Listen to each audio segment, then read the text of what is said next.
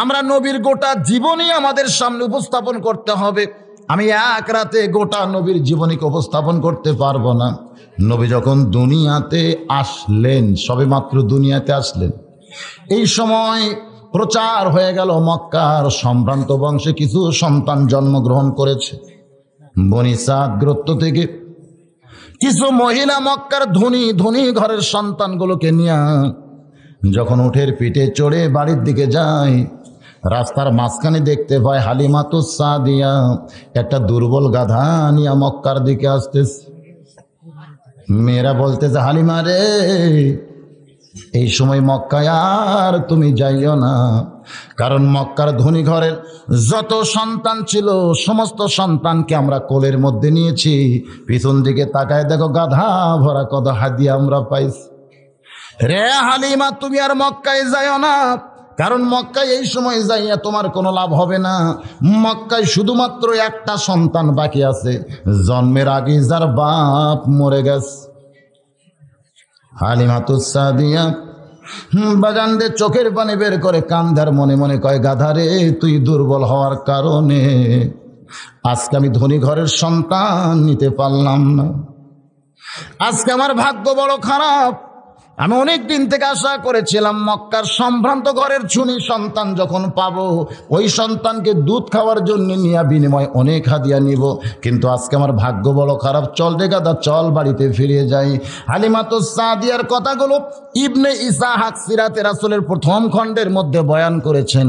হালিমাতুস সাদিয়া বলে, রে দুনিয়ায় রাসূলের উম্মাতিরা শোনো, আমি যখন দুর্বল গাদাকে আমার বাড়ির দিকে নিয়ে যাবার চাই, এমন সময় দেখি আমার গাদা কোত্থেকে যেন শক্তি পাইয়া মক্কার দিকেই দৌড়ানো শুরু করে দেয়। জোরে কান সুবহানাল্লাহ। দুর্বল গাদা কোত্থেকে সবল হইয়া মক্কার ভিতরে আইসা ঘুরমেকে যখন পড়ে যায়, হালিমাতুস সাদিয়া বলে, আমি তাকায় দেখি গাধার মুখটা বালির মধ্যে ঢুকায়া দু চোখ দিয়া দর দর করে পানি পড়তেছে। হালিমাতুস সাদিয়া বলে, গাধা রে, আমি জানি তুই দুর্বল, নড়তে পারিস না, কেন যেন পাগলের মতন মক্কার দিকে দৌড়ে আইলি, তুই তো আর বাঁচবি না। গাধারে, কেন মক্কার ভিতরে আইলি জানতে চাই। হালিমাতুস সাদিয়া বলে, রে দুনিয়ার রাসূল উম্মাতিরা শোনো, আমার দুর্বল গাদা কেমন করে যখন আমি তিরস্কার করতেছি, এমন সময় দেখি পিছন দিকে এক মুরব্বী দুই কানা হাত বাড়িয়ে ডাকতেছে, ওগো মা। অনেক মেয়েরা আইছিল মক্কায়, কিন্তু আমার নাতির দিকে কেউ একবার ফিরে তাকাইলো না।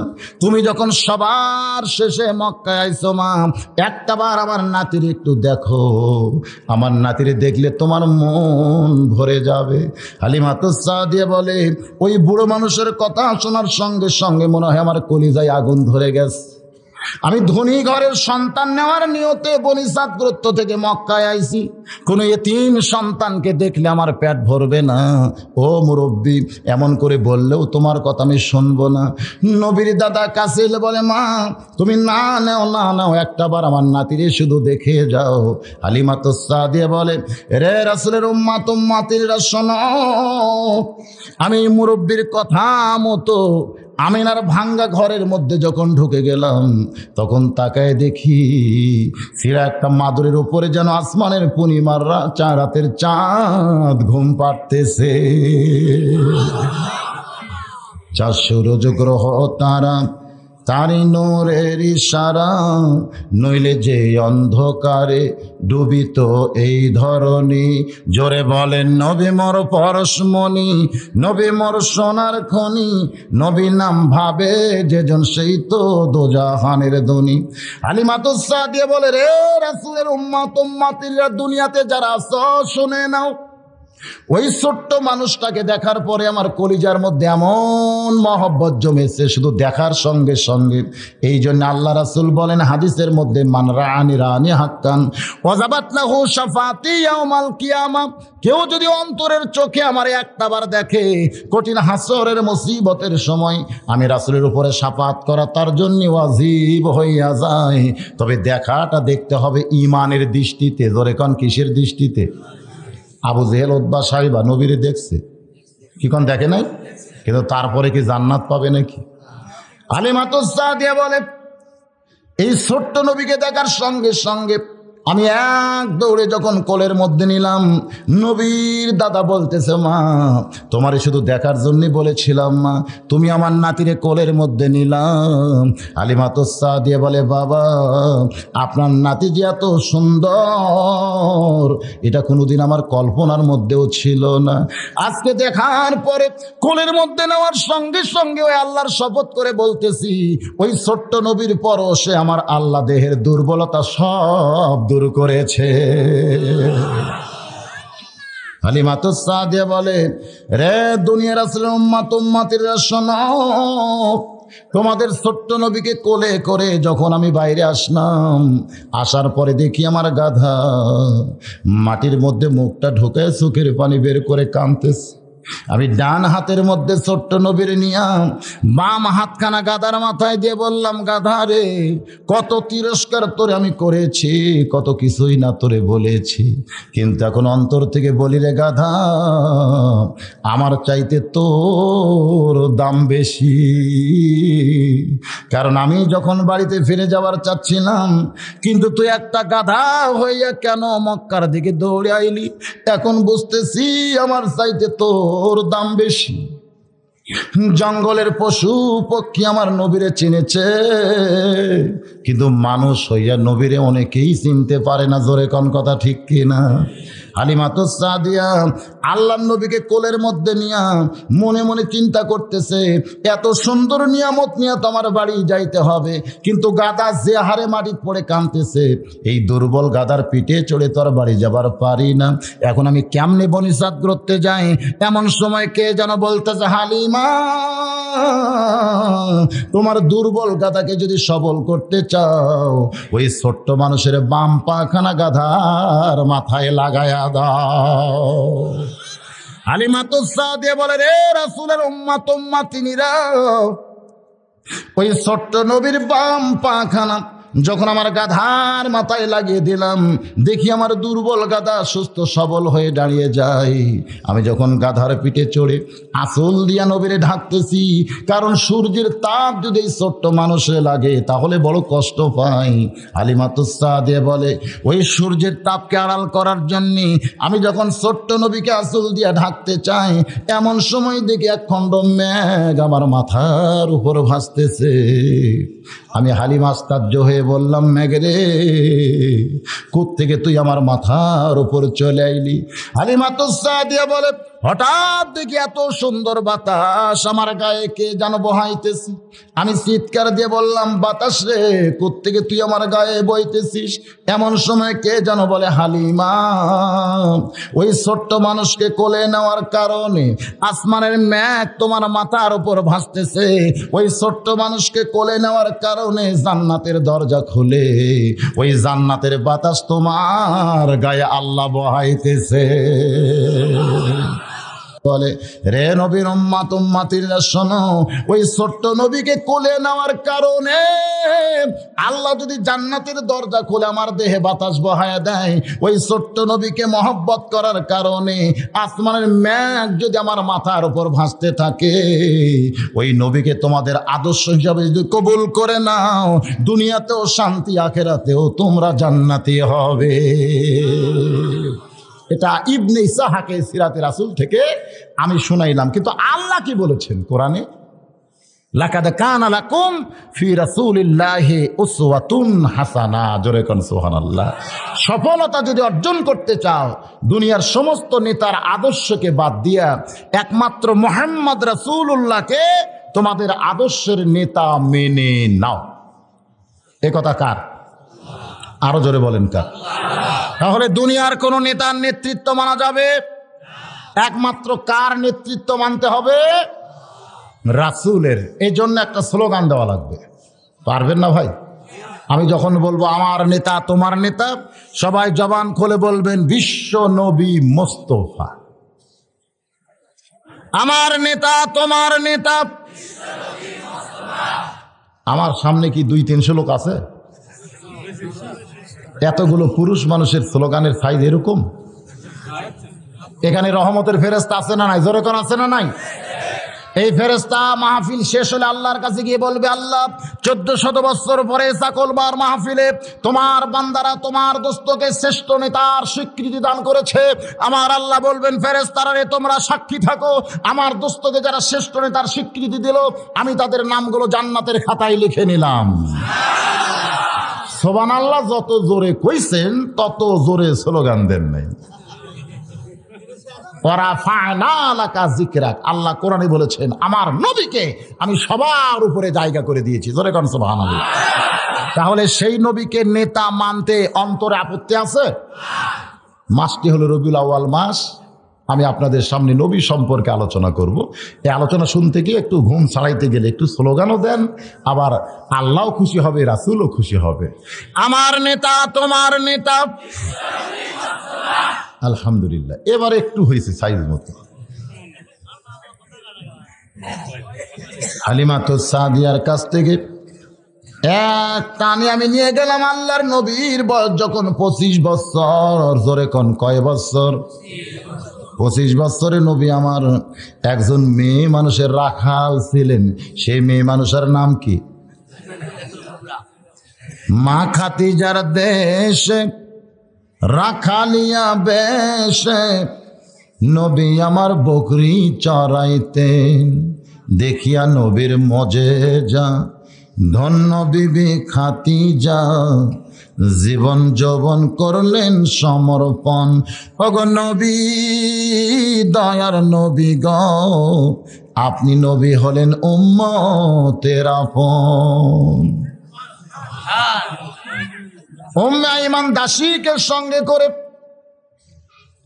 খাদিজাতুল কুবরা যখন বেলকুনিতে বসা, এমন সময় দেখতে পাই নবী আমার উট দুম্বা বকরি চড়াইতেছে। খাদিজাতুল কুবরা বলে, দাসী রে, এই রোদের ভিতরে যুবকটা উট দুম্বা বকরি চড়াই, কিন্তু আমি আশ্চর্য হয়ে যাই তার মাথার উপরে কেন একখণ্ড মেঘ দেখা যায়। দাসী বলতেছে, শুধু মেঘ দেখতেছেন? তাকায় দেখেন তার চেহারার ভিতর থেকে এমন কিছু সৌন্দর্য ফুটে উঠতেছে যেটা দেখলে মানুষের মন কাইড়া নেয়। খাদিজাতুল কুবরা বলে, দাসী রে, মক্কার অনেক নেতার আমার কাছে বিয়ের প্রস্তাব দিছে, অনেক ধনীরা আমার বিয়ের প্রস্তাব দিছে, কিন্তু আমার 40 বছর বয়সের দিকে বলে আমি তাদের ফিরাইয়া দিছি। কিন্তু আজকে ওই যুবকের চেহারা দেখে আমার মনের মধ্যে এমন প্রেম হলো, আমি যেন আবার নতুন করে বউ সাজতে চাই। দাসী বলতেছে, এটা আপনি বলেন না, কারণ 40 বছর আপনার বয়স, আর যুবকের বয়স কয় বছর? খাদিজাতুল কুবরা বলে, দাসী রে, মনের ভিতরের প্রেম যখন নাড়া দেয় তখন বয়সের দিকে আর কেউ তাকায় না। 40 গেল, 50 গেল, 60 বছরে আবার যৌবন পাইল। এরকম একটা গান বাংলাদেশে আছে না নাই? এরকম একটা গান আছে নাই? বাজান গো, খাদিজাতুল কুবরা নবীর চাচা আবু তালেবকে ডাক দিয়ে বললেন, আপনার এতিম ভাতিজাকে আমি যদি আমার স্বামী হিসাবে বরণ করতে চাই, আপনি কি তাতে রাজি আছেন? নবীর চাচা আবু তালেব চমকে বলে, মা, এই মক্কার মধ্যে তোমার মতন ধনী রমণী একজনও নাই, আমার এতিম ভাতিজারে আপনি কেন বিয়ে করতে চান? যার চালও নাই, চুলাও নাই, জন্মের আগেই যার বাপ মরে গেছে। খাদিজাতুল কুবরা বলে, যদি আপনার ভাতিজা রাজি থাকে তাহলে আমার তরফ থেকে কোনো আপত্তি নাই। নবীর চাচা বলতে, আমার ভাস্তাকে কোনো জিজ্ঞাসা করার দরকার নাই, আমি তার অভিভাবক হিসাবে রাজি হয়ে গেলাম। ওই খাদিজার সঙ্গে আমার নবীর বিয়ে হলো। নবীর বয়স তখন 25, খাদিজার বয়স হইল তখন 40। মক্কার মধ্যে সবাই বলা বলি শুরু করলো, খাদিজা পাগলি হয়ে গেছে। এত ধনী হওয়ার পরে একটা অনাথ এতিম আব্দুল্লাহর এতিম পোলারে বিয়ে করছে, খাদিজার জ্ঞান হারিয়ে গেছে। এমন করে যখন মক্কার লোকেরা বলা বলি করতেছে, নবীর চাচা খাদিজার কাছে গিয়া বলে, মা, আমার এতিম ভাস্তারে আপনি বিয়ে করলেন, কিন্তু জনগণ সমালোচনা করতেছে, সমস্ত জনগণ বলতেছে খাদিজা বিয়ে করে ঠকে গেছে। খাদিজা খাদিজার মাথার বুদ্ধি নাই, খাদিজা আজকে পাগলি হয়ে গেছে। খাদিজা চোখের পানি বের করে বলে, চাচমিয়া গো, আপনি কোনো চিন্তা করবেন না, কোনো চিন্তা করবেন না। এরা বিনা তদন্তেই এমন করে বলতেছে, একদিন আমি তদন্ত করায় ছাড়বো। জোরে কান সুবহানাল্লাহ। আবু তালেব বলতেছে, মা তুমি আবার কি তদন্ত করবে? খাদিজা বলতেছে, তাহলে যারা আমার বিরুদ্ধে সমালোচনা করতেছে, আমার কথা বলতেছে আমি ঠকে গেছি, আব্দুল্লাহর এতিম পোলারে বিয়ে করে, তাদেরকে একদিন আমার বাড়িতে দাওয়াত দেন। নির্দিষ্ট তারিখ মোতাবেক মক্কার সমস্ত নেতা ধনীদেরকে খাদিজার বাড়িতে দাওয়াত দেওয়া হলো। সমস্ত নেতারা দাওয়াত খাওয়ার জন্য যখন খাদিজার বাড়ি আইছে, খাদিজার সমস্ত নেতার সামনে খাবার পরিবেশন করে, সমস্ত নেতা যখন খাবার চায়, এমন সময় খাদিজাতুল কুবরা সামনে দাঁড়ায় বলতেছে, রে মক্কার নেতা সম্ভ্রান্ত ব্যক্তিরা, তোমরা নাকি বলো আমি খাদিজা আব্দুল্লাহর এতিম পোলাকে বিয়ে করে ঠকে গেছি। সমস্ত নেতারা বলতেছি 100 বার ঠকছেন, 1 লক্ষ বার ঠকছেন, 1 কোটি বার ঠকছেন। খাদিজা বলতেছে, আমি যে ঠকে গেছি এইটা যে তোমরা বলো, এইটা কি তদন্ত করে বলেছো না এমনি এমনি বলতেছো? কারণ প্রত্যেকটা জিনিস তদন্তের পরে রেজাল্ট হবে, জোরে কোন ঠিক কিনা? কিন্তু আমাদের বাংলাদেশে অভিযোগের উপরে রেজাল্ট হয়, তদন্ত করার দরকারই নাই। মনে করার উপরে অভিযোগ, আর তদন্ত না করি ইমাম বাপ। মনে করার উপরে অভিযোগ আর তদন্ত না করে জেলখানা। এইটা বর্তমানে বাংলার মানুষ না বুঝে মানতেছে, কিন্তু কিছুদিন পর যখন বুঝতে পারবে, তখন তোমরা ঠেলা সামলাবার পারবে না। জোরে কোন কথা ঠিক কিনা? মনে করার উপর অভিযোগ করবে আর তদন্ত না করেই জেলখানার মধ্যে দিবে, এটা 90% মুসলমানের দেশের মুসলমান কোনোদিন মানবে? জোরে কান মানবে? আজকে অবস্থাও তাই হয়েছে ভাই। খাদিজাতুল কুবরা বলতেছে, রে মক্কার নেতারা, সম্ভ্রান্ত বংশের লোকেরা, তোমরা না তদন্ত করেই কেমনে বলো যে আমি খাদিজা ঠকে গেছি? সমস্ত নেতারা বলতেছে 100 বার ঠকছেন, লক্ষ বার ঠকছেন, 1 কোটি বার ঠকছেন। খাদিজাতুল কুবরা বলে, আমি তোমাদেরকে 3টা প্রশ্ন করতে চাই। 1 নম্বর প্রশ্ন হলো, তোমরা একটু বলো তো, আমার বংশের দাম বেশি না আব্দুল্লাহর এতিম পোলার বংশের দাম বেশি? সমস্ত নেতারা চমকে গেল। এমন প্রশ্ন যে কোনোদিন কেউ করবে এইটা তাদের জানাই ছিল না, কিন্তু প্রশ্ন যখন করেছে উত্তর দেওয়াই লাগবে। জোরে কোন ঠিক কিনা? খাদিজাতুল কুবরা বলতেছে, রে নেতারা, তোমরা বলো তো আমার বংশের দাম বেশি না আব্দুল্লাহর এতিম পোলার বংশের দাম বেশি? সমস্ত নেতারা বলতেছে, মা সত্য কথা যদি বলতে হয় তাহলে খাদিজার বংশের চাইতে আব্দুল্লাহর এতিম পোলার বংশের দাম কোটি কোটি গুণ বেশি। খাদিজা এখন বলতেছে, তাহলে দেখো, উচ্চ বংশের একটা যুবক আমার মতো নিম্ন বংশের মেয়েকে বিয়ে করলো, এদিক দিয়ে কে জিতলো? আমি জিতলাম না আব্দুল্লাহর এতিম পোলা জিতলো? সমস্ত নেতারা বলতেছে, এদিক দিয়ে তো আপনিই জিতে গেছেন। খাদিজা বলতেছে, রে নেতারা, আমার 2 নম্বর প্রশ্ন হলো, আমরা 2 জনের দিকে তাকায় দেখবা, আমার চেহারা ভালো না আব্দুল্লাহর এতিম পোলার চেহারা ভালো? তোমরা নজর করে 2 জনের দিকে তাকায় দেখো, খাদিজার চেহারা ভালো না আব্দুল্লাহর এতিম পোলার চেহারা ভালো? এইটা দেখার পরে তোমরা একটু উত্তর দাও। সমস্ত নেতারা খাদিজার চেহারার দিকে তাকাইছে, কিছুক্ষণ পরে চেহারা মাটির দিকে ফিরাইছে, কিন্তু আল্লাহর নবীর দিকে যখন তাকাইছে, এই নজর আর ফিরাবার পারতেছে না।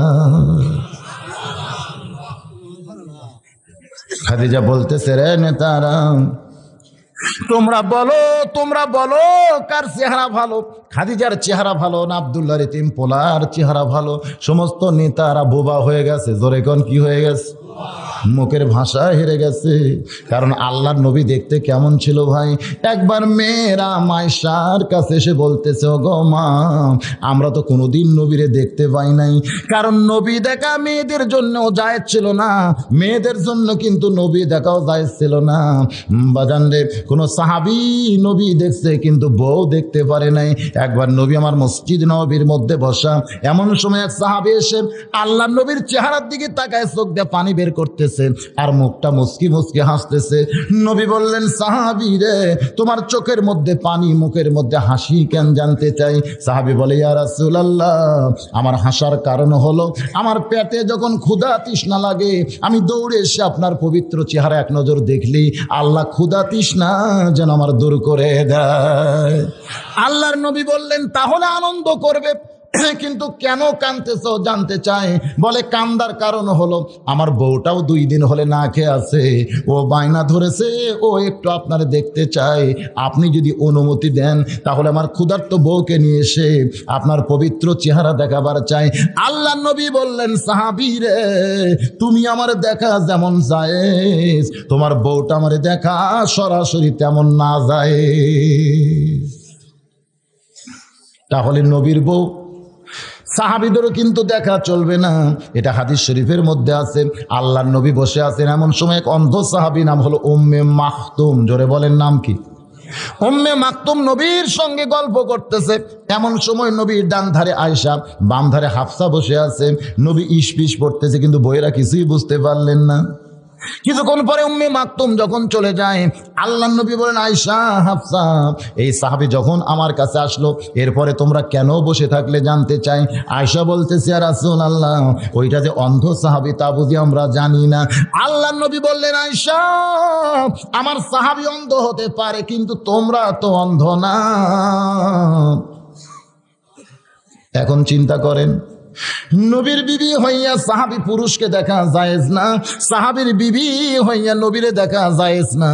কিন্তু আমাদের বর্তমানে বাংলাদেশে কিছু বাবা আছে, জোরে কোন কি আছে, এই বাবার দরবারে যারা যায় ওরা ঘুরে এসে বউকে বলতেছে, বরকত যদি নিবার চাও বাবার গায়ে তেল দাও।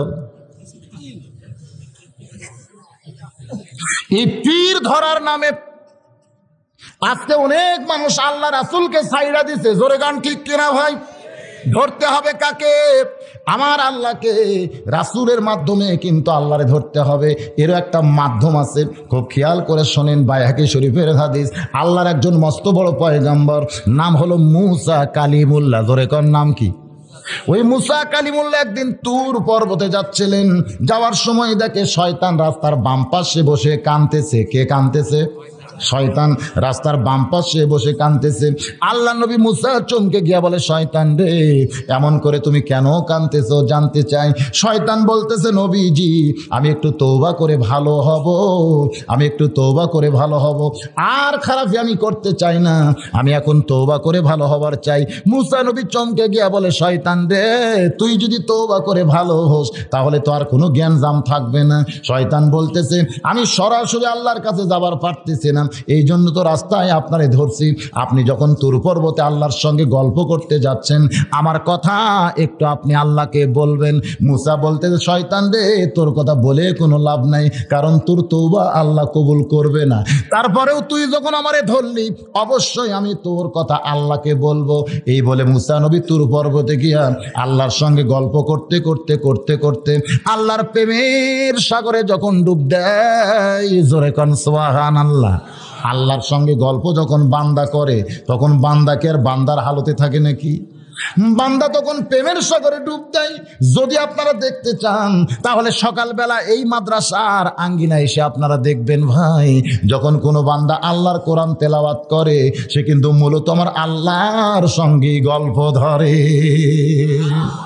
আমি আমার নিজের চোখে দেখছি। আমার এই কাহালো থানার অনেকগুলো হাফিজি মাদ্রাসার উপদেষ্টার মধ্যে আমার নাম রাখছে। মাঝে মধ্যে মহতামি হাফেজ সাহেব বলে, হুজুর আপনি যেখানেই যান ওয়াজ করেন না কেন, রাস্তার মধ্যে যদি কোনোদিন সময় থাকে তাহলে আমাদের মাদ্রাসা একটু পরিদর্শন করবেন। এরকম সকালবেলায় ওয়াজ করে যাওয়ার সময় একটা মাদ্রাসা আমার রাস্তার পাশে পড়ে গেল। আমি ড্রাইভারে বললাম, বাবা তুমি একটু ব্রেক করে থাকো, আমি একটু মাদ্রাসায় যাই। আমি যখন মাদ্রাসার ভিতরে গেলাম, গিয়ে দেখি প্রত্যেকটা বাচ্চারা কোরআন শরীফ সামনে নিয়ে ঝুঁকতেছে আর পড়তেছে, ঝুঁকতেছে আর পড়তেছে। আমি হাফেজ সাহেবকে বললাম, এখানে না আসলে তো এই দৃশ্য আমি দেখতে পাইতাম না। আমি একটুখানি 2 চোখ বন্ধ করে অন্তরের চোখ দিয়ে খেয়াল করে দেখি, ওই মাদ্রাসার তালবে ইলমগুলো কোনো মাদ্রাসার বারান্দায় পড়তেছে না, ওরা যেন জান্নাতের বারান্দায় কবিতর হয়ে বাকবাকুম করতেছে। হঠাৎ আমার নজর পড়ে যায় এই 16-17 জনের মধ্যে একজন ছোট্ট বাচ্চা কোরআন পড়তেছে। ওর পড়ার সাইজ তার অন্যরকম। আমি হাফেজ সাহেবকে বললাম যে এই পুচকে কোরআন পড়তেছে, ওকে ঠিক মতো পড়বার জানে? হাফেজ সাহেব জিব্বায় কামড় দিয়ে বলে, হুজুর আপনি ওরে পুচকা কইতেছেন? ও যখন মাদ্রাসায় ভর্তি হয়েছিল তখন 4 বছর, বর্তমান 6 বছর চলতেছে। আমি বললাম 2 বছরের মধ্যে যে হারে ঝুঁকতেছে আর পড়তেছে। বলে, হুজুর শুধু ঝুঁকতেছে আর পড়তেছে না, এই 2 বছরের মধ্যে কায়দা শেষ করেছে, সিবারা শেষ করেছে, নজরানা শেষ করে 15 পারা হেফজ করে এখন 16 পারায় সবক চলতেছে। আমি আশ্চর্য হয়ে গেলাম। মাত্র 2 বছর বয়সে 4 বছরে ভর্তি হয়েছে, এখন হয়েছে 6 বছর। আমি ছেলেটার পিছনে গিয়ে বসলাম, আস্তে করে বসে কোরআন শরীফ তেলাওয়াত শুনতেছি। বাজান গো, আল্লাহ আমার সাক্ষী, আমি ওর কোরআন পড়া শুনতে শুনতে একসময় আমি যেন বেয়াখিয়াল হইয়া যাই। আমার নজর করে দেখি ওই বাচ্চা যেন দুনিয়াতে নাই, ও যেন জান্নাতের বাগানি আল্লাহর কোরআন তেলাওয়াত করতেছে। সারা রাত জায়গা। আমি সকালবেলায় মাদ্রাসায় গেছি, এইটা মাদ্রাসার মোহতামিমের সহ্য হয়নি যে হুজুর দিনের বেলা ঘুম পড়া বাদ দিয়া যদি পুচকার পিছনে বসে কোরআন পড়া শোনে হুজুরের ঘুমের ক্ষতি হবে। এই জন্য হাতে একটা পান্টি ছিল, এইটা নিয়ে যখন টেবিলের উপরে বাড়ি মারছে, আমি তাকায় দেখি একটা বাড়ি মারাও সারা, ব্রেক করাও সারা। আমি বললাম, হাফিজ সাহেব কি সর্বনাশ করলেন? আমি এমন একটা সাগরের মধ্যে ঢুকে গেছিলাম, এই সাগর থেকে আমার কেন টেনে বের করলেন? বলে, হুজুর আপনি সারা জায়গা ওয়াজ করেছেন, এখন এভাবেই কি আর বসে থাকলে হয়? আমি ছোট্ট বাচ্চাকে বললাম, বাবা তুমি যে হারে কোরআন পড়তেছ, তোমার বাপ কি জীবিত আছে? ছেলেটা বলতেছে, আমার আব্বু বাড়িতে আছে, আমার মাও বাড়িতে আছে। তুমি কয়দিন হলে মাদ্রাসায় আইছো? হাফেজ সাহেব বলতেছো হিসাবই ঠিক মতো করতে পারে না। যদি বলে 1 মাস তাহলে বুঝবেন 20 দিন হয়েছে, যদি বলে 20 দিন তাহলে বুঝবেন 1 মাস পার হয়ে গেছে। ও এখন পর্যন্ত সংখ্যার হিসাব জানে না, কিন্তু 15 পারা কোরআন হেফজ করছে। জোরে কান সুবহানাল্লাহ। তবে আমি বলতে যে হুজুর 1 মাস 2 দিন হয়ে গেছে, এর মধ্যে 3 দিন ওর বাপ আইছে। ওর বাপ বলে, তোর মা কাঁদতেছে। ও বলে, আমি কোরআন পড়া ছাড়া যাব না। আমি ছেলেটারে বললাম, বাজান যেই বয়সে বাবার কাছে মিষ্টি খাবে, যেই বয়সে মায়ের কাছে বায়না ধরবা, সেই বয়সে বাপ মাকে বাদ দিয়ে আল্লাহর কোরআনের মহব্বতে তুমি পাগল হয়েছো। তোমার কি বাপ মার কথা মনে হয় না? ছেলেটা আমার চেহারার দিকে তাকায় কি যেন বলতে চাই, ওর মাথা আমার বুকের মধ্যে নিলাম, দেখে ফোঁপায় ফোঁপায় কাঁদতেছে। একসময় হাঁটু গেড়ে বসে ওর চোখের পানি দিকে বললাম, বেটার এমন করে কেন কাঁদতেছিস? ও যেন আমারে বলতে চাই, হুজুর আল্লাহর কোরআনের মহব্বত যখন কারো কলিজার মধ্যে ঢুকে যায়, তখন দুনিয়ার বাপ মা কেন, গোটা দুনিয়ায় আল্লাহ তার কাছ থেকে কাইরা নেয়। আল্লাহর পয়গম্বর মুসা নবী ওই তুর পর্বতে গিয়া আল্লাহর সঙ্গে গল্প করতে করতে করতে করতে আল্লাহর মধ্যে যখন বিলীন হয়ে গেছে, এক সময় গল্প করা শেষ হইলে মুসা নবী যখন চলে আসতেছে, আল্লাহ ডাকতে বলে, মুসা রে তুমি কি আর কিছুই বলবা না? মুসা বলতেছে, আল্লাহ আমার যা বলার ছিল সব তো বলা শেষ, আর তো কিছুই বলার নাই। আমার আল্লাহ ডাকতে বলে, মুসা রে তুমি কি আর কিছুই বলবা না? মুসা বলতেছে, আল্লাহ তুমি এত পেঁয়াজ করো কেন? আমার তো বলার কিছুই নাই। আল্লাহ বলে, মুসা রে তাহলে শয়তানের খবর আমারে কে দিবে? মুসা চমকে দিয়ে বলে, আল্লাহ ওই শয়তানের কথা তো আমার মনেই নাই। আল্লাহ বলে, এইটাই তো শয়তান ভুল করছে, যার মনে থাকে না তারে ধরছে, আর যে কোনোদিন ভুলবে না ধরতে হবে তাকে। যারে মনে থাকে না তারই ধরছে। মুসা নবীর মনে আছে, তারে ধরছে, কিন্তু ধরতে হবে তাকে যে কোনোদিন ভুলবে না। আমার আল্লাহ ডাকতে বলে, মুসা রে দুনিয়ার সবাই সবাইকে ভুলতে পারে, কিন্তু আমি আল্লাহ কোনোদিন কাউরে ভুলি না। যে কোনোদিন কাউরে ভোলে না তার নাম কি? তাহলে সে আল্লাহকে ধরার দরকার আছে না নাই? ধরে এখন আছে না নাই? রে আল্লাহর বান্দা, যেটা বলতেছিলাম, সেই আল্লাহকে আমাদের ধরতে গেলে কিভাবে ধরতে হবে? ধরার মাধ্যমটা কি? এই মাধ্যমটা হলো ফাত্তাবিউনি। জোরে কোন মাধ্যমটা কি? ফাত্তাবিউনি ইউহিব্বুকুমুল্লাহ ওয়া ইয়াগফির লাকুম যুনুবাকুম ওয়াল্লাহু গফুরুর রহিম। বাজানরে যখন মেয়েরা বলতেছে, ও মা আল্লাহর নবী সম্পর্কে আমরা জানতে চাই, মায়েশা চোখের পানি বের করে বলতেছে, নবী সম্পর্কে তোমরা কি জানবে? আমি গোটা জীবনে আল্লাহর নবীকে দেখেছি মাত্র 3 বার। সমস্ত মেয়েরা চমকে গিয়ে বলে, মা কয়েক বছর আপনি নবীর সঙ্গে সংসার করেছেন, কিন্তু মাত্র 3 বার নবীর আপনি কেমনে দেখলেন? আয়েশা কান্দের বলে, মেয়েরা রে, নবীকে বহুদিন স্বামী হিসাবে আমার ঘরের মধ্যে পাইছি, কিন্তু গোটা জীবনে নবীর মাত্র 3 বার আমি নবী হিসাবে দেখছি। জোরে কোন কয়বার? সমস্ত মেয়েরা চমকে যায়। তাহলে স্বামী আর নবী এই দুইটাকে ভিন্ন?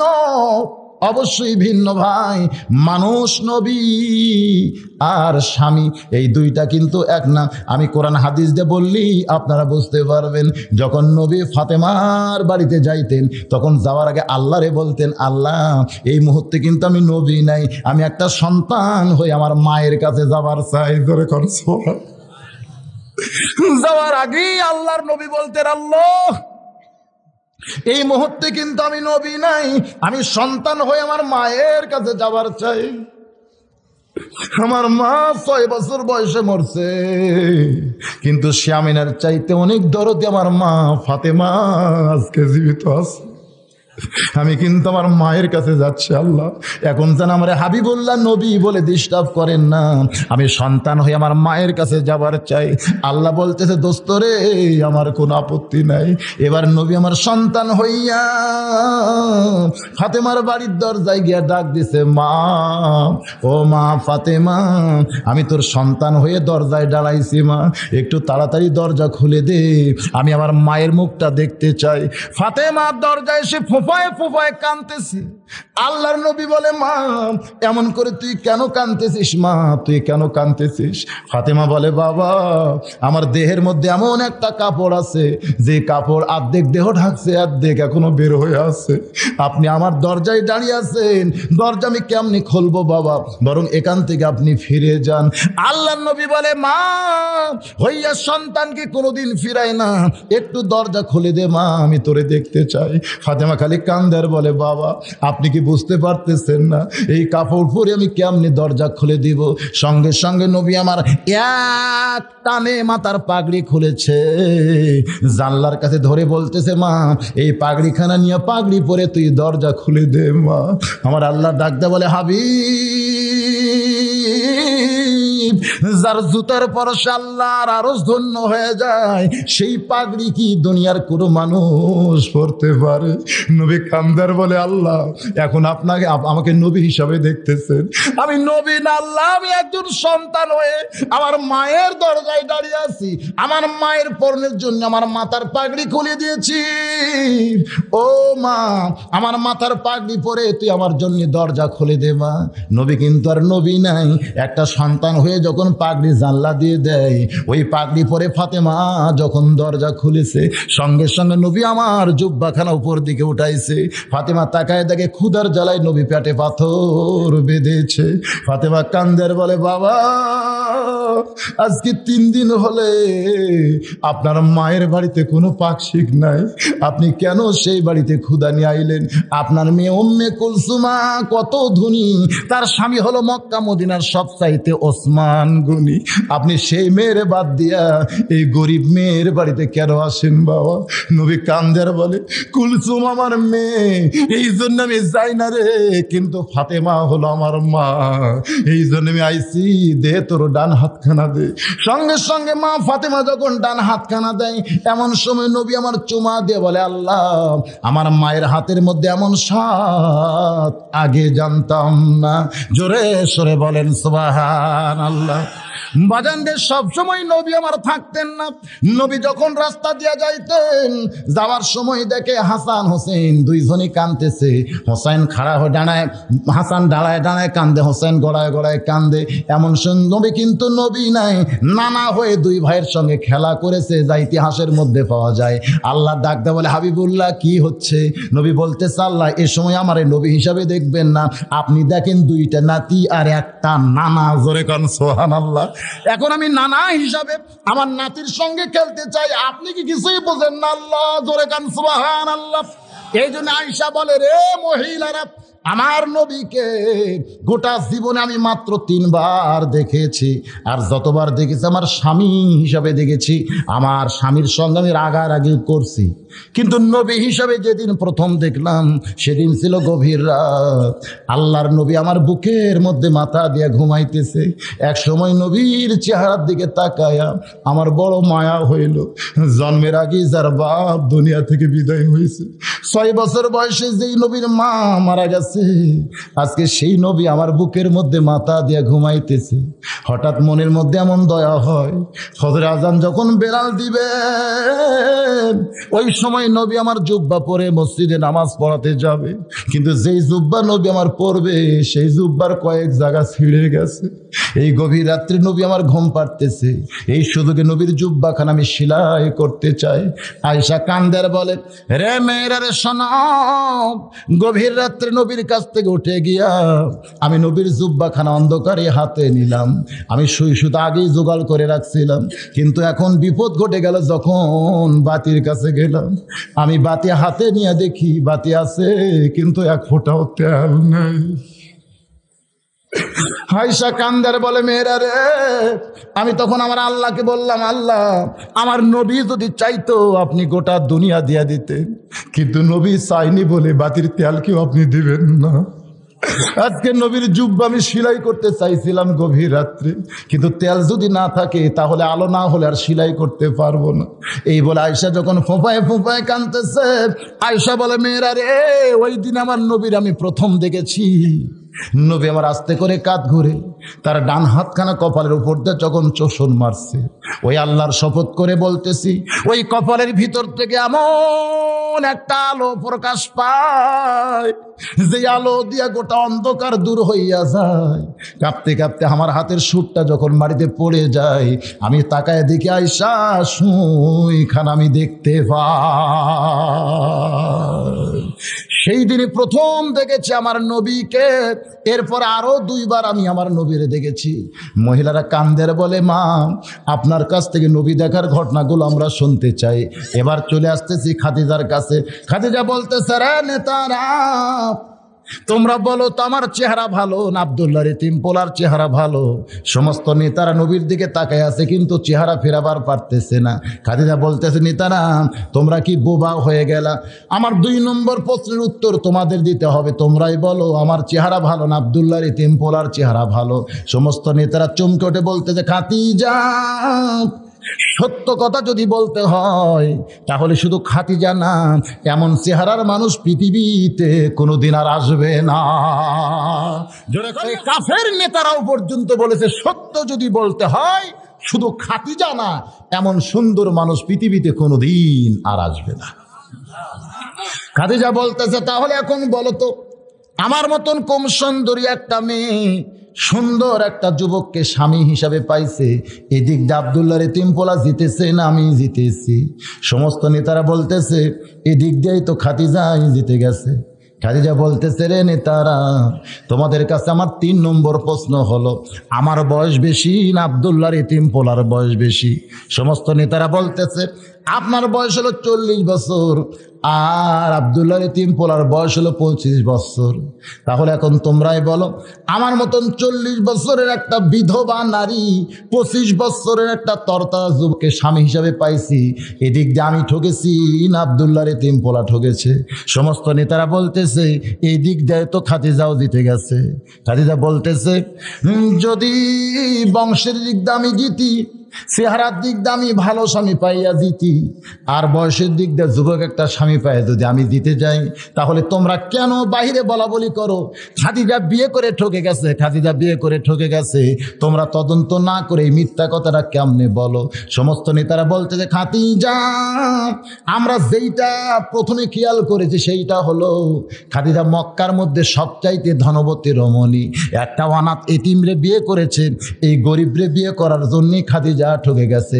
খাদিজা বলতেছে, এইটা যদি তোমাদের সকার একটা মানতন্ত্র হয়, এইটা যদি তোমাদের দাড়ি পাল্লা হয়, তাহলে তোমরা শুনে নাও, খাদিজার যত সম্পদ আছে ওই আল্লাহকে সাক্ষী করে আজকে সমস্ত সম্পদ আব্দুল্লাহর এতিম পোলার পায়ে দিয়া দিলাম। জোরে সরে বলি সুবহানাল্লাহ। বাজান গো, 25 বছর থেকে এক টানে নিয়ে গেলাম নবীর 37 বছর। খুব খেয়াল করে শুনবেন, কারণ কুল ইন কুনতুম তুহিব্বুনাল্লাহ ফাত্তাবিউনি, এইটা যদি আমরা বুঝতে চাই আমার নবীকে জানতে হবে। জোরে কোন ঠিক কিনা ভাই? নবীর বয়স যখন 37 বছর, ওই সময় নবী কিন্তু খাদিজাতুল কুবরার কাছে আর বেশি সময় দিতেন না। ওই সময় নবী একটা নির্জন জায়গা বেছে নিয়েছিলেন, সেই জায়গার নাম হলো হীরা গুহা। জোরে কোন কি গুহা? ওই হীরা গুহার মধ্যে নবী আমার 3টা বছর কাটাইলেন একাধারে। ওই 3 বছরের শেষ বছর 40-এ নবী যখন পা দিলেন, এমন সময় আমার আল্লাহ ডাক দিয়ে বললেন, জিব্রাইল যা রে জিব্রাইল যা, এই লহে মাহফুজ থেকে আল্লাহর কোরআনের কয়েকটা আয়াত নিয়ে আমার দোস্তের কাছে যা। ফেরেশতা জিব্রাইল আল্লাহর কোরআনের কয়েকটা আয়াত নিয়ে আইলাম হীরা গুহায়। খুব খেয়াল করে শুনতে হবে, ফেরেশতা জিব্রাইল আল্লাহর কোরআনের কয়েকটা আয়াত নিয়ে আসলেন হীরা গুহায়। একটু দূরে থেকে ফেরেশতা জিব্রাইল ওই গুহার ভিতরে তাকায় দেখতেছে। শুধু 2 চোখ দিয়ে জিব্রাইল দেখতেছে না, অন্তরের চক্ষু দিয়ে জিব্রাইল দেখতে পায় আইলাম আল্লাহর কাছ থেকে নবীর কাছে হীরা গুহায়। কিন্তু এখানে আসার পরে আল্লাহ আর নবীরে দেখা যায় এক জায়গায়। জোরে সরে বলেন সুবহানাল্লাহ। জিব্রাইল যখন আল্লাহর নবীকে দেখেছে আল্লাহর সঙ্গে এক জায়গায়, ওই সময় কিন্তু নবী এমন একটা সাগরের মধ্যে ডুব মারছিলেন, যে সাগরটা প্রত্যেকটা আল্লাহর বান্দার বাম স্তনের 2 আঙ্গুল নিচে বিরাজ করতেছে। ডুব দিলে ডুবারও হবে, মণিমুক্তা খুঁজে পাবে, পুরা হইবে মনস্কাম, বাম স্তনের 2 আঙ্গুল নিচে তোমার কলব সাগরের মোকাম। সুবহানাল্লাহ বলেন। এই হীরা গুহার মধ্যে আল্লাহর নবী কলবের সাগরের মধ্যে ডুব দিয়েছেন। বাজানগো, যেইটা আল্লাহর ওলির পথে পাওয়া যায়, অনেকে বলে এগুলো আল্লাহর ওলিরা পায় কোথায়? ফেরেশতা জিব্রাইল আল্লাহর নবীকে সালাম দিয়া ডাক দিয়া বললেন, ইকরা। খুব খেয়াল করবেন, সর্বপ্রথম যে শব্দটা দুনিয়াতে কোরআনের জন্য নাজিল হয়েছে, সেই শব্দের নাম কি? আরো জোরে কোন কি? ইকরা। একরা মানে কি? আপনারা আমার সামনে যারা বসে আছেন আরবি বুঝতেছেন না, আমি বাংলাটা বলি। একরা মানে পড়ো। একরা মানে কি? পড়ো। নবী কিন্তু পড়লেন না, কারণ যখন বলতেছে পড়ো, কি পড়বো? বাংলা, অঙ্ক, ইংরেজি, ইতিহাস, কি পড়বেন? হ্যাঁ, কিন্তু বাংলার মানুষ তো সেইটা বুঝতেছে না। বাংলার মানুষ তো এইটা বুঝতেছে না। আজকে সন্তান হওয়ার পরেই আমরা সন্তানকে কি পড়াবো চিন্তায় পড়ে যায়।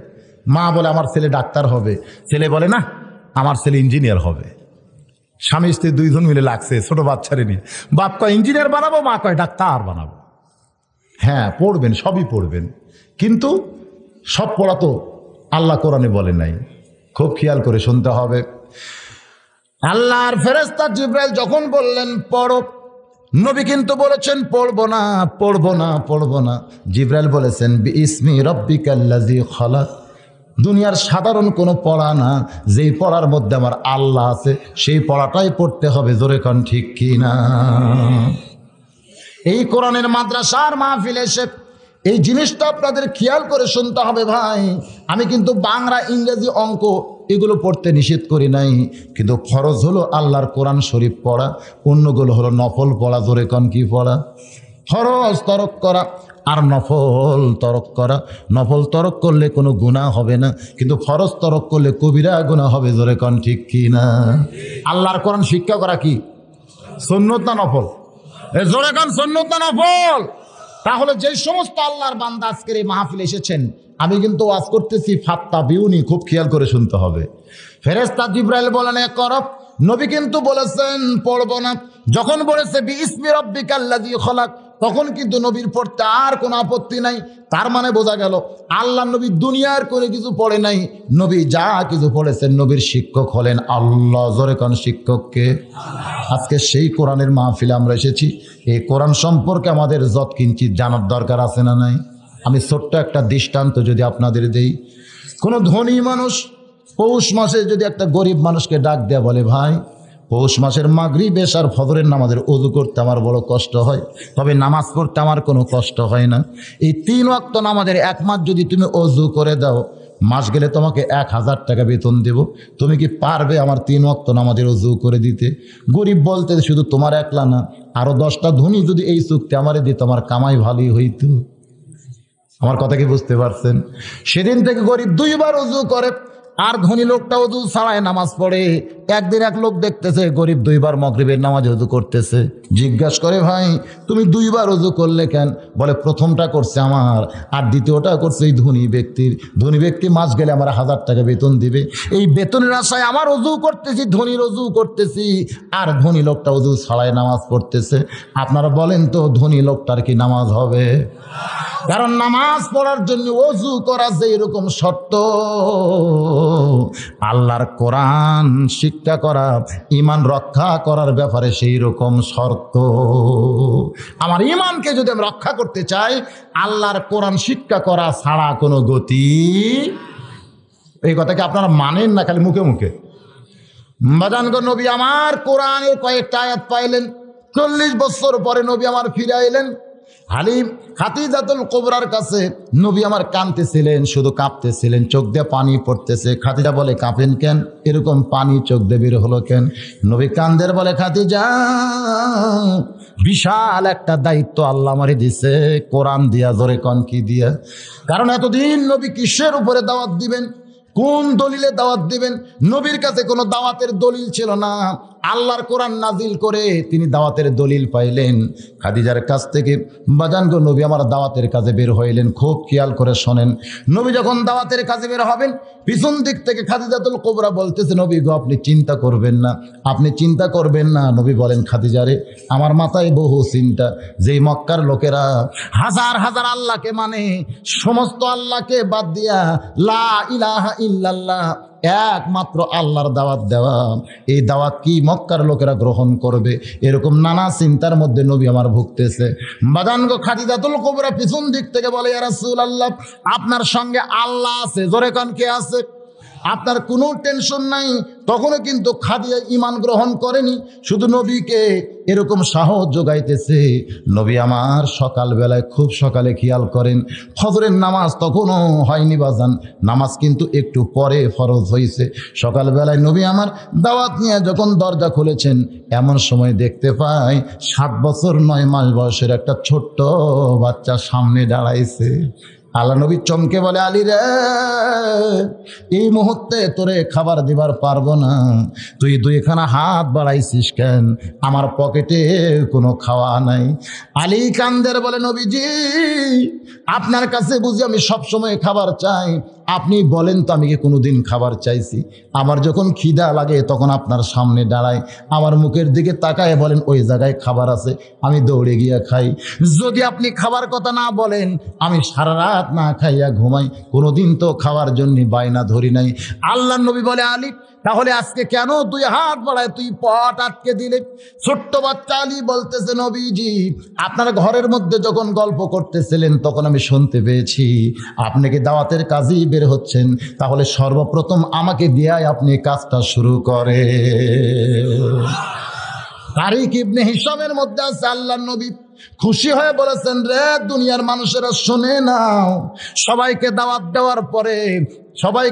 দেওয়ার পরে দিন গ্রহণ করেছে, কিন্তু আমার আলীকে দাওয়াত দেওয়ার আগেই আমার আলী দিন আমার কাছ থেকে চেয়েছে।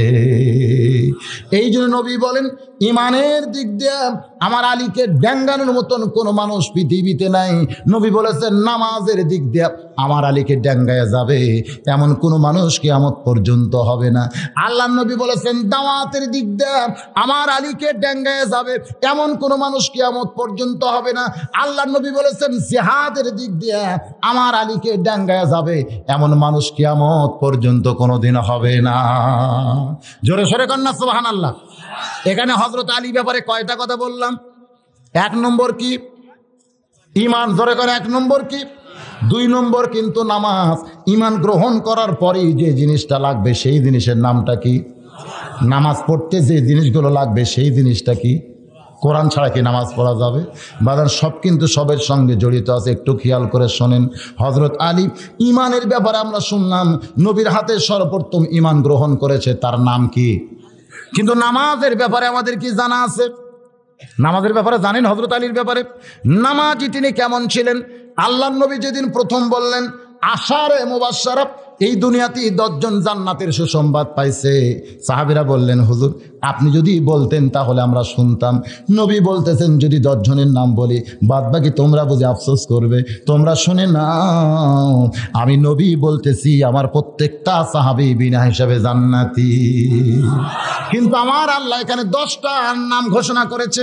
1 নম্বর আবু বকর, 2 নম্বর ওমর, 3 নম্বর ওসমান, 4 নম্বর আলী, 5 নম্বর আব্দুর রহমান ইবনে আউফ, 6 নম্বর জুবাইর, 7 নম্বর তালহা, 8 নম্বর সাদ ইবনে আবু ওয়াক্কাস, 9 নম্বর হলো আবু সাঈদ, 10 নম্বর হলো ওবাদা ইবনুল জাররা।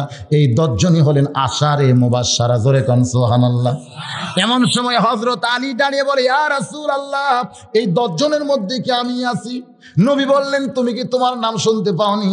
আলী বলতেছে অন্য কোন আলী হতে পারে। আল্লাহ নবী বলেন অন্য কোন আলী না, যে হলো আমার চাচাতো ভাই, যে হইল ফাতেমার স্বামী। জোরে কন্যা সুবহানাল্লাহ। হযরত আলী বলে ইয়া রাসূলুল্লাহ তাহলে 10 জন সার্টিফিকেট পাওয়ার মধ্যে আমি একজন। আল্লাহ নবী বলে অবশ্যই তুমি একজন।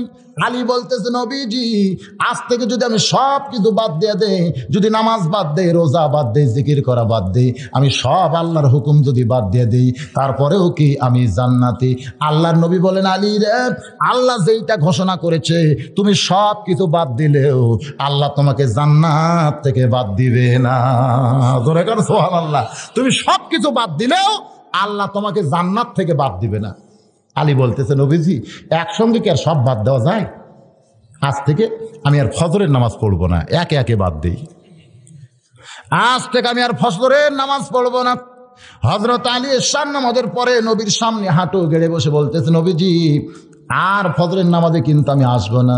নবী মুস্কি হাসি দিয়ে বললেন ঠিক আছে, না আসলেও তুমি জান্নাতি। জোরে কান সুবহানাল্লাহ। হযরত আলী নবীর কাছে মসজিদে নববীতে ফজরের নামাজ পড়বে না এই স্বীকারোক্তি দিয়া বাড়ির মধ্যে ঢুকিয়ে ডাক দিছে ও হাসান হোসেনের মা। ফাতেমা বলতেছে স্বামী রে এমন করে কেন ডাকতেছেন? বলে বেলাল যখন আজান দিবে ফজরের খবরদার যেন আমারে ডাক দিও না। ফাতেমা খালি মুস্কি মুস্কি হাসতেছে। সুবহানাল্লাহ। হযরত আলী বলে হাসো কেন? আমি যেইটা বলতেছি তোমাকে তুমি কি বিশ্বাস করতেছো না? আজ থেকে কিন্তু আমি আর ফজরের নামাজ পড়বো না। ফাতেমা বলতেছে ঠিক আছে পড়বেন না, তাতে আবার কি? বলে আমার যেন ভুল করে ডাক দিও না, কারণ হযরত বেলাল যদি আজান দেয় আর তুমি যদি আমারে ডাক দাও আমার ঘুমের ক্ষতি হবে। ফাতেমা খালি মুস্কি মুস্কি হাসতেছে আর মনে মনে ভাবতেছে আজ পর্যন্ত কোনো দিন আপনারে ডাক দেওয়া লাগলো না, আজকে আবার ডাকের প্রশ্ন কেন উঠতেছে? বাজান রে, হযরত আলী বাড়িতে এসে যখন ঘুমিয়ে যায় মা ফাতেমা উরাতের উপরে হযরত আলীর মাথাখানা নিয়ে চুলের মধ্যে বিলকি কাটতেছে। আলী চোখের পানি বের করে বলে ফাতেমা তুমি কি জানো না তুমি জান্নাতি নারীদের নেত্রী হবে? তারপরেও ঘুম জায়গা স্বামীর এমন খেদমত কেন করো জানতে চাই। ফাতেমা মুস্কি মুস্কি হাসে বলে স্বামী গো আপনি যদি শুধু হাসান হোসেনের বাপ হইতেন তাহলে আমি কিছুই মনে করতাম না, কিন্তু বাবা যেদিন বলেছে ফাতেমা আমার আলীর সঙ্গে কোনোদিন বেয়াদবি করবি না। ফাতেমা কান্দের বলে বাবা এ কথা কেন বলতেছেন জানতে চাই। নবী বলেন ফাতেমা রে কার দিয়া বলে আল্লাহু আকবার। ও দরদি আল্লাহ আপনার বান্দা সমূহের মধ্যে সবচাইতে পছন্দনীয় যুবক বান্দা আমার ফাতেমার জন্য কবুল করেছেন কে গো আল্লাহ জানতে চাই। বলে সেইটা হলো আপনার আলী, সেইটা হলো আমার আলী। বাজান রে নবী আমার কান্দের বলে ফাতেমা যে আলীকে আমার আল্লাহ পছন্দ করেছে তোর জন্য মা ওই আলীর সঙ্গে যেন তুই কোনোদিন বেয়াদবি করিস না। সেদিন থেকেই ফাতেমা জানে আমার স্বামীর দাম কত। জোরে কোন সুবহানাল্লাহ। বাজান রে তারিক ইবনে হিশামের মধ্যে আছে, হযরত আলী একদিন গভীর রাত্রে ঘুম থেকে চেতন পাইয়া দেখে মা ফাতেমা হযরত আলীর তালুতে জয়তুনের তেল মালিশ করতেছে, স্বামীর পায়ে জয়তুনের তেল মালিশ করতেছে। হযরত আলী ঘুম থেকে চেতন পায়ে চমকে ওঠে, ফাতেমার হাত একটা নিয়ে একটা চুমা দিয়ে বলে, ফাতেমা, যেই মানুষটা জান্নাতি নারীদের নেত্রী হবে আর সেই মানুষ ফাতেমা ঘুম বাদ দিয়ে স্বামীর পায়ে কেন তেল মাখতেছে? ফাতেমা স্বামীর পা জড়ে ধরে বলে, স্বামী গো, আমার আল্লাহ ফাতেমাকে জান্নাতের নারীদের নেত্রী বানাইছে, এইটা যে আল্লাহর রহমত আমি জানি, আর তোমার খেদমত করে জান্নাত পাবো এইটা আমি মানি। জোরে কর না সুবহানাল্লাহ। আল্লাহ খাতুনে জান্নাত, জান্নাতের নারীদের নেত্রী বানাইছে, এটা আল্লাহর রহমত, এইটা আমি জানি, আর তোমার খেদমত করে আমি জান্নাত পাবো এইটা আমি মানি। জোরে কর সুবহানাল্লাহ। আমার মা বোনেরা যারা ওয়াজ শুনতেছেন, মা একটু মনোযোগ দিয়ে এই কথাগুলো শুনবেন। বাজান রে, খাতুনে জান্নাত ফাতেমা আলীর মাথা কোলের মধ্যে নিয়া এক সময় হযরত আলী যখন ঘুমিয়ে গেছে, মা ফাতেমাও বাম পাশে ঘুমিয়ে যায়। হযরত বেলাল যখন ফজরে আজান দিছে, এক লাফে হযরত আলী বিছনায় বসে যায়। ফাতেমা চমকে বলে, স্বামী গো, আপনি না কইছিলেন আজান দিলে ডাক দিও না, আমি ডাক দেওয়ার আগেই কেন বিছরে বসে গেলেন জানতে চাই। হযরত আলী বলে, ফাতেমা, তোমার বুঝি জানা নাই আজান শুনলে ঘুম পাড়া জায়েজ না? যাই ফজরের নামাজই পড়বে না, তার আবার আজান শুনলে ঘুম পাড়া জায়েজ না? মা ফাতেমা মুস্কি মুস্কি হাসতেছে, কারণ মা ফাতেমা হযরত আলীরে চিনে। জোরে কোন চিনি কি চিনে না? যত কথাই বলুক, কারণ চিনে সবচাইতে বেশি যে চেনে সেইটা কিন্তু স্বামীরে চিনে বিবিয়ে। সবচাইতে আপনাকে বেশি কে চিনে? আপনার বউ। জোরে কোন কে চিনে? চেনে না? সবচাইতে বেশি চেনে। আমার জীবনে এটা আমি শর্ট খাইছি তো। আমার বউ আমাকে মাঝে মধ্যে বলে, সাদিয়ার আব্বা যান গোসল করেন, সাদিয়ার আব্বা আসেন ভাত খান। আমার বড় মেয়ের নাম সাদিয়া। আমি একদিন রাগ করে কইছিলাম, কিসের সাদিয়ার আব্বারে? লক্ষ লক্ষ মানুষ আমারে হুজুর কয়, আর তুমি বাড়ির বউ হয়ে হুজুর খবর পারো না? তুমি বলবো হুজুর আসেন ভাত খান, হুজুর যান গোসল করেন। আমার বউ খালি মুচকে মুচকে হাসে। আমি বলি, হাসো কেন?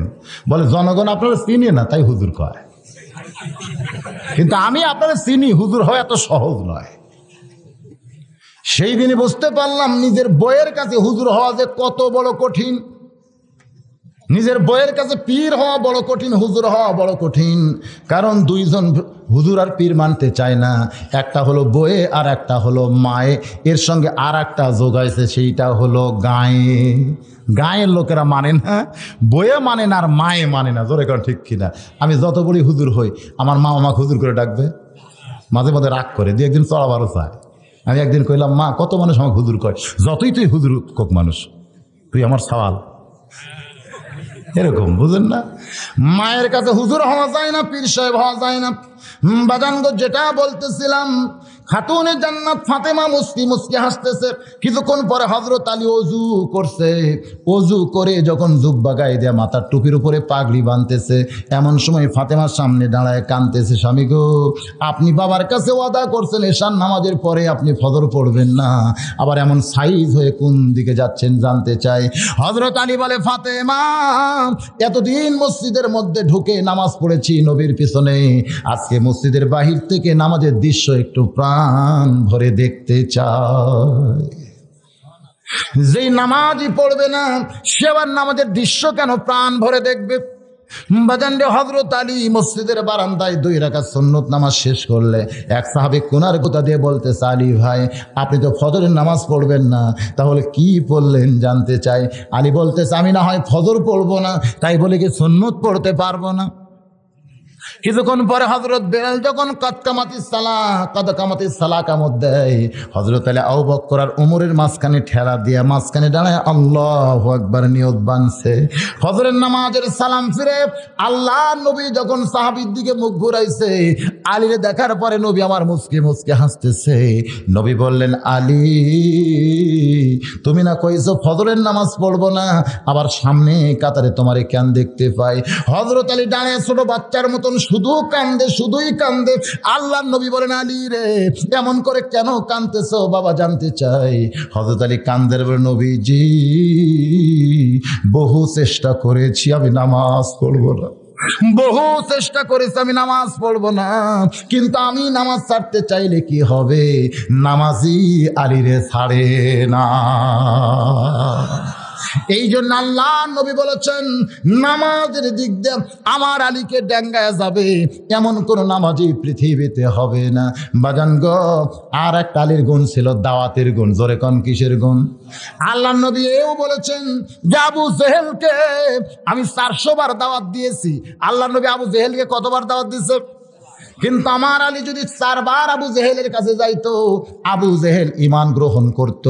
সাহাবেরা বলেন, হুজুর তাহলে আপনি না যায় আলীরে পাঠাইলেই তো আপনি পারতেন। নবী বলতেন, সাহাবীরা রে, আমার আলীর কাছে দাওয়াতের ইলম যেমন আছে, কিন্তু আলীর কাছে আবার। আসসালামু আলাইকুম ওয়া রাহমাতুল্লাহি ওয়া বারাকাতুহু। আলহামদুলিল্লাহ আলহামদুলিল্লাহি নাহমাদুহু ওয়া নাস্তাঈনুহু ওয়া নাস্তাগফিরুহু ওয়া নু'মিনু বিহি ওয়া নাতাওয়াক্কালু আলাইহি ওয়া নাউযু বিল্লাহি মিন শুরুরি আনফুসিনা ওয়া মিন সাইয়্যাতি আমালিনা মান ইয়াহদিয়াল্লাহু ফালা মুদিল্লা লাহু ومن يضلله فلا هادي له। সকলে জবান খুলে বলেন, আশহাদু আল্লা ইলাহা ইল্লাল্লাহু ওয়াহদাহু লা শারীকা লাহু ওয়া আশহাদু আন্না মুহাম্মাদান আবদুহু ওয়া রাসূলুহু আল্লাযী আরসালা রাসূলাহু বিল হাক্কি বাশীরান ওয়া নাযীরা ওয়া দাঈয়ান ইলাল্লাহ বিইজনিহি ওয়া সিরাজাম মুনীরা। ফাকাদ ক্বালা আল্লাহু তাআলা ফি কালামিহিল মাজিদ ওয়াল ফুরকানিহিল হামিদ। জবান খুলে সকলে পড়েন, আউযু বিল্লাহি মিনাশ শাইতানির রাজিম। বিসমিল্লাহির রহমানির রহিম। ইন্নাল্লাহা ওয়া মালাইকাতাহু ইসাল্লুনা আলান নবী ইয়া আইয়ুহাল্লাযীনা আমানু সাল্লু আলাইহি ওয়া সাল্লিমু তাসলিমা। আল্লাহুম্মা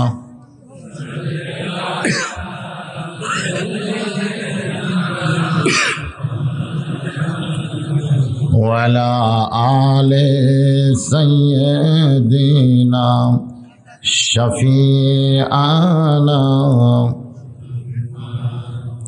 পাহাড়ের ধনে লাগিয়া মুসা নবীর সম্মান বেড়ে যায়। নূর নবীজির জুতার ধুলায় আল্লাহর আরশ ধন্য হয়। আল্লাহুম্মা সাল্লি আলা মাওলানা মুহাম্মদ ওয়ালা আলি সাইয়্যিদিনা শাফিআনা। উহুদের ময়দানে রাসূল ভেঙেছ দান দান তথা রেখেছ এই জমিনে ইসলাম। ওহুদের ময়দানে রাসূল ভেঙেছ দান দান তথা রেখেছ এই জমিনে ইসলাম।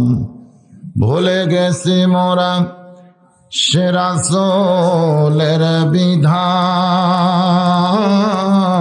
ভুলে গেছি মোরা আল্লাহরই কোরআন, নামেতে শুধুই মুসলমান। আল্লাহুম্মা সাল্লি আলা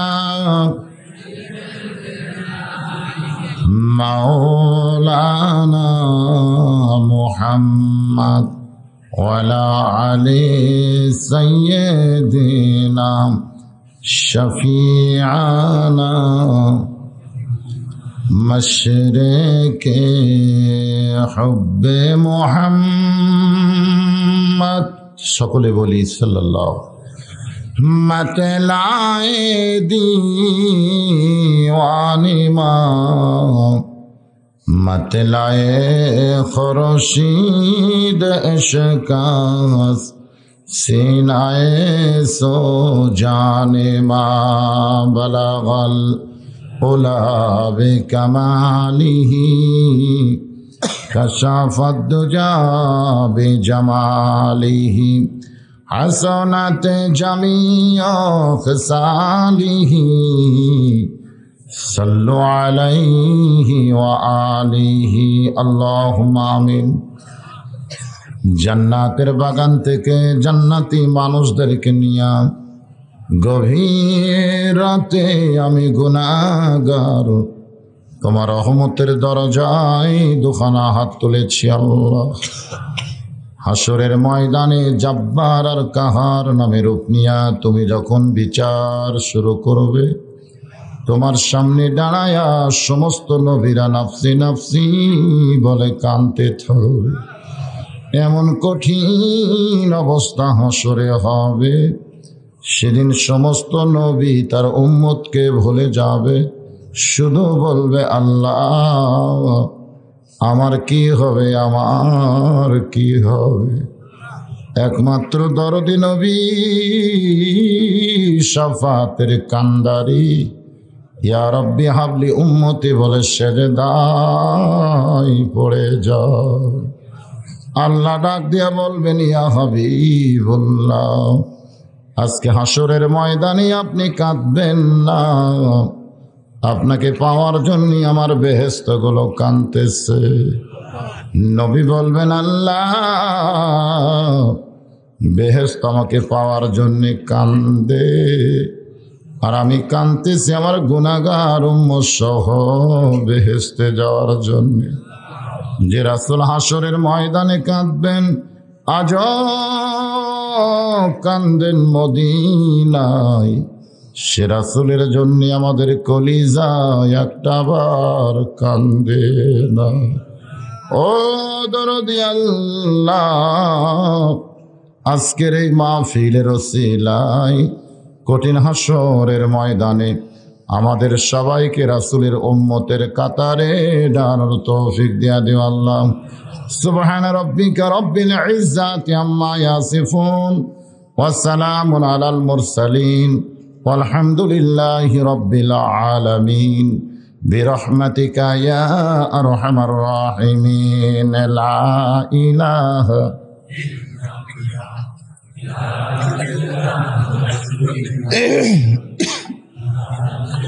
জোরে জোরে লা ইলাহা ইল্লাল্লাহ লা ইলাহা লা ইলাহা ইল্লাল্লাহ লা ইলাহা লা ইলাহা ইল্লাল্লাহ লা ইলাহা ইল্লাল্লাহ লা ইলাহা ইল্লাল্লাহ লা ইলাহা লা ইলাহা ইল্লাল্লাহ লা ইলাহা লা ইলাহা ইল্লাল্লাহু বলো রে পাগল মন, লা ইলাহা ইল্লাল্লাহু বলো রে পাগল মন। এই কলেমার জন্যে নবীজি, এই কলেমার জন্যে নবীজি সহিলেন কত জ্বালাতন, লা ইলাহা ইল্লাল্লাহু বলো রে আমার মন, লা ইলাহা ইল্লাল্লাহ। জোরে জোরে লা ইলাহা ইল্লাল্লাহ, লা ইলাহা। যার দিলে আছে আমার আল্লাহর ভয়, যার দিলে আছে আল্লাহর ভয়, আল্লাহ আল্লাহ সব সময়। যার দিলে আছে রে আল্লাহর ভয়, যার দিলে আছে আল্লাহর ভয়, আল্লাহ আল্লাহ সব সময়। আহার নিদ্রা ভালো লাগে না এই দুনিয়া, ভালো লাগে না, ভালো লাগে আমার আল্লাহ, লা ইলাহা ইল্লাল্লাহ।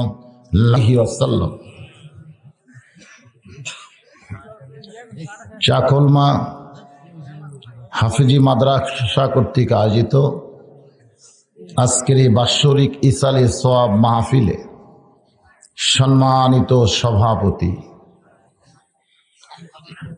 আজকের এই মাহফিলে সম্মানিত ওলামায়ে কেরাম, মাগরিবের নামাজের পর থেকে হালকা জিকির সহ এত রাত পর্যন্ত কোরআন হাদিসের আলোকে অত্যন্ত গুরুত্বপূর্ণ আলোচনা করে যিনারা শোনালেন, আমি আমার অন্তরের অন্তঃস্থল থেকে সম্মানিত সভাপতি সহ আলেম ওলামা বক্তাগণকে শুভেচ্ছা জ্ঞাপন করছি।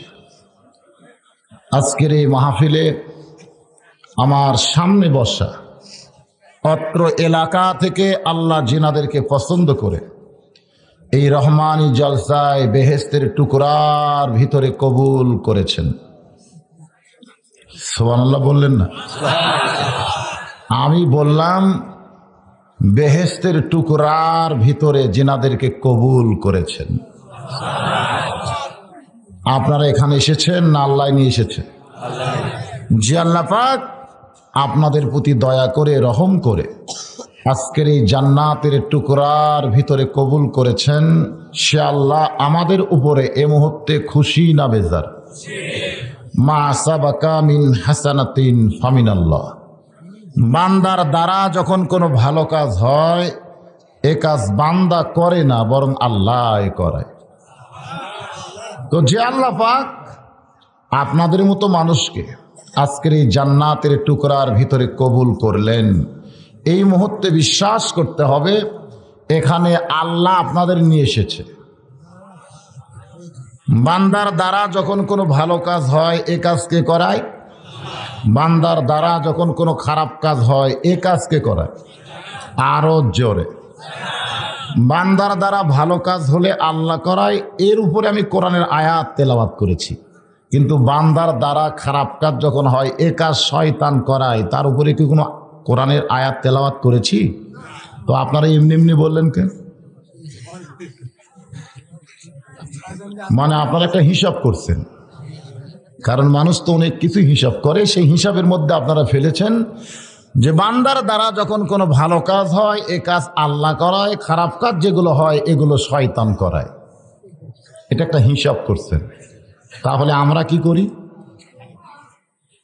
ভালো কাজ আল্লাহ করায়, খারাপ কাজ শয়তান করায়। তাহলে আমরা কি করি?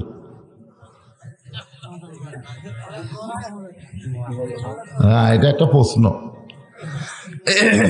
বাংলাদেশে কিছু ভণ্ড আছে, যেরকম আছে না নাই? আপনাদের এলাকাত মনে হয় নাই। মাটির পুতুল বানায়া তুমি করিলা বেহোশ, তুমি যেমনি নাচাও তেমনি নাচে, পুতুলের দাও দোষ রে আল্লাহ, পুতুলের দাও দোষ। তুমি সর্প হইয়া দংশন করো, আবার ওজা হইয়া ঝাড়ো।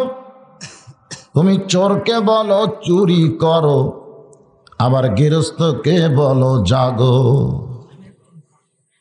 এই ধরনের একদল ভণ্ড আছে, তারা বলে বান্দা কিছু করে না, বান্দা যা কিছু করে সব আল্লাহ করায়। আল্লাহর কোন বান্দা কোন খারাপ কাজে যখন রাস্তা নেই, এই সময় আল্লাহ যদি তার পায়ের বল কাইরা নেয় তাহলে সে যাইতে পারবে না। বান্দা যখন খারাপ কিছু দেখে, এ সময় আল্লাহ যদি তার চোখের পাওয়ার কাইরা নেয় তাহলে খারাপ দেখতে পারবে না।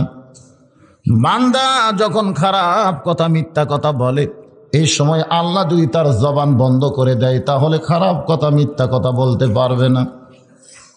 বান্দা যখন সুদের টাকার গোস্ত ঘুষের টাকার মাছ দিয়া ভাত খাবার চায়, ওই ভাতের লোকমা যদি বান্দার গলার মধ্যে আটকে যায় তাহলে বান্দা হারাম খাইতে পারবে না। তাহলে বান্দা খারাপ পথে চলে, খারাপ কিছু দেখে, খারাপ কিছু বলে, খারাপ কিছু খায়, এগুলো বান্দা খায় না, বরং আল্লাহ খাওয়ায়। এগুলো আল্লাহ করায়, আল্লাহ দেখায়। এরকম কথা একদল ভণ্ড বলে। জোরে কোন কে বলে? আমাদের বাংলাদেশে এরকম ভণ্ড আছে না নাই? আপনারা কি ভণ্ডর দলে না আল্লাহর দলে? তাহলে আল্লাহর দলে যদি আমরা হই, আল্লাহর কোরআন নবীর হাদিসের দলিল যদি না থাকে, সে কথা কোনোদিন বলা যাবে। আমি আল্লাহর কোরআন দিয়ে বলেছি, মা সাহাবাকা মিন হাসানাতিন ফামিনাল্লাহ। বান্দার দ্বারা যখন কোনো ভালো কাজ হয়, এ কাজ বান্দা করে না, বরং আল্লাহ করায়। কিন্তু বান্দার দ্বারা খারাপ কাজ যেগুলো হয়, এগুলো কে করায়? আমি যখন জানতে চাইছি, আপনারা না দলিলে না জেনে বলেছেন শয়তান করায়। তার মানে বোঝা গেল দোষ আমাদের নাই, খারাপ করালে দোষ হবে শয়তানের। দোষ কার? আসলে দোষ কি শয়তানের? রমজান মাসে আমার আল্লাহ শয়তানকে বন্দী করে। বুখারী শরীফের হাদিসের মধ্যে আছে, কিতাবুস সিয়াম, রমজান মাসে আমার আল্লাহ শয়তানকে বন্দী করে। এরপরও নন্দীগ্রাম হোটেলের দরজাত কালো পর্দা দেয়া ভিতরে যারা খায়, আপনারা বলেন তো এরা কে? কথা কন না কেন? শয়তান তো রমজান মাসে বন্দী থাকে, কিন্তু রমজান মাসে হোটেলের দরজাত কালো পর্দা দিয়ে ভিতরে যারা খায়, এরা কে? তাহলে মানুষ শয়তানকে আল্লাহ বন্দী করবার পারে না। আল্লাহর পাওয়ার খালি জিন শয়তানকে বন্দী করা। হাদিস শরীফে কি আছে? আল্লাহ রমজান মাসে শয়তানকে বন্দী করে। হাদিস আছে না নাই? তাহলে আল্লাহ খালি জিন শয়তানকে বন্ধ করে, কিন্তু মানুষ শয়তানকে আল্লাহ বন্ধ করবার পারে না। মানুষ শয়তানের পাওয়ার কি আল্লাহর চেয়ে বেশি?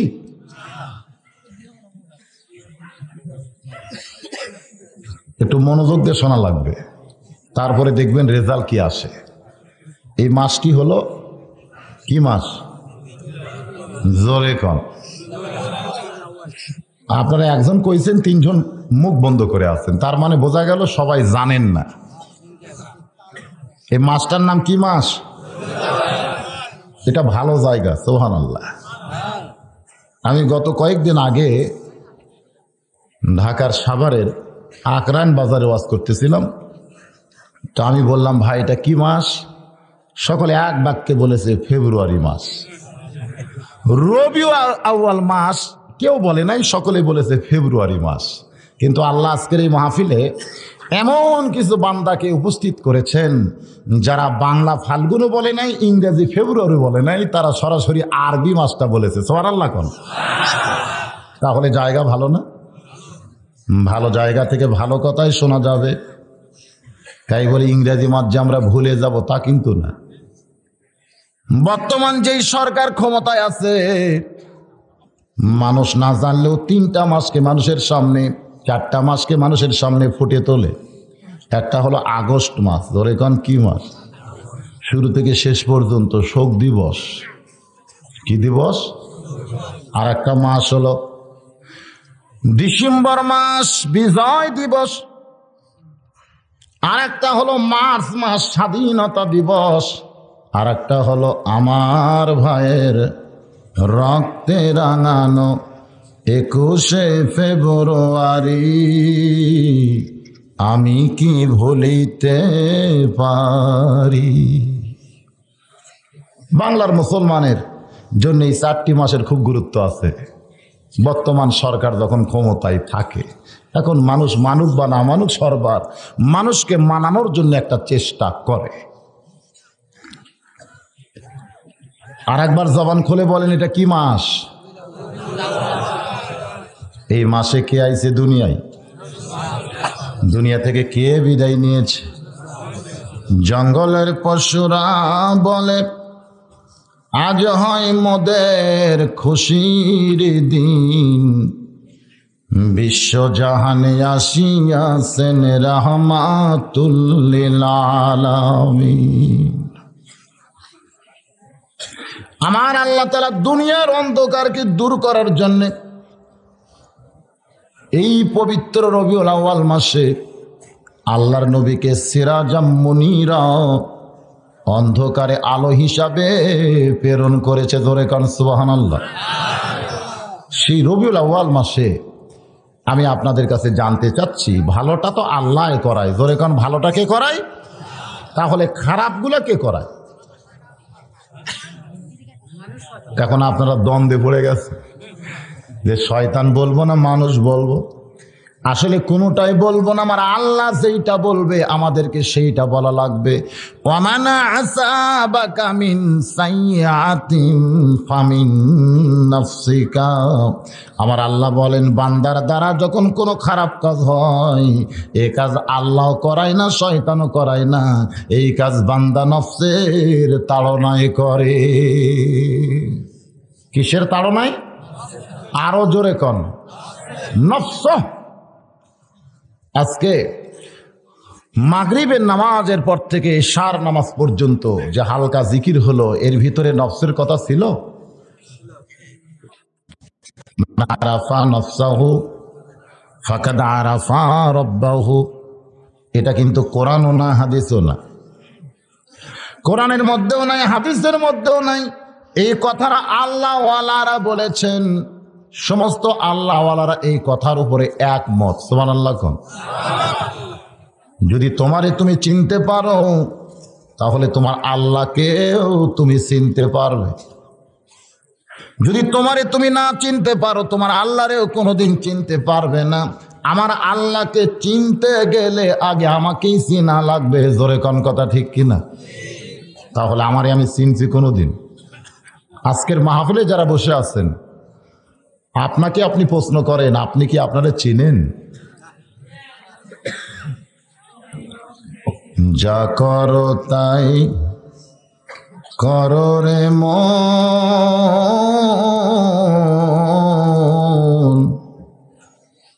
পিছের কথা রেখো স্মরণ।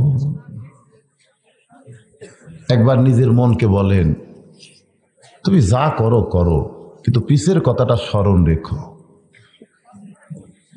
আজকে এই কোরআনের মাহফিলে যারা এসেছেন, সারা জীবন যদি আমরা ওয়াজ শুনি আর ওয়াজটা যদি না বুঝি, তাহলে লাভ হবে? অল্প সময় ওয়াজ শুনে যদি ওয়াজটা বুঝতে পারি, সেই মোতাবেক যদি আমল করি, ওই আমলটাই আমাদেরকে আল্লাহর জান্নাত পর্যন্ত পৌঁছায়া দিবে। এই মুহূর্তে আমার সামনে যারা বসে আছেন, আমি আমার অন্তরের অন্তঃস্থল থেকে আপনাদের শুভেচ্ছা জ্ঞাপন করছি। পর্দার অন্তরালে আমার মা বোনেরা, যেনারা অধীর আগ্রহে বসে বসে কোরআন হাদিসের ওয়াজ শুনতেছেন, আমি তাদেরকেও শ্রদ্ধা জানাই। এই মুহূর্তে জানতে চাচ্ছি আপনারা সকলে কেমন আছেন? আলহামদুলিল্লাহ আলা কুল্লি হাল, সকল অবস্থায়। জি আলহামদুলিল্লাহ, সকল অবস্থায় আল্লাহর দরবারে শুকুর গুজার করা হচ্ছে বান্দার হক।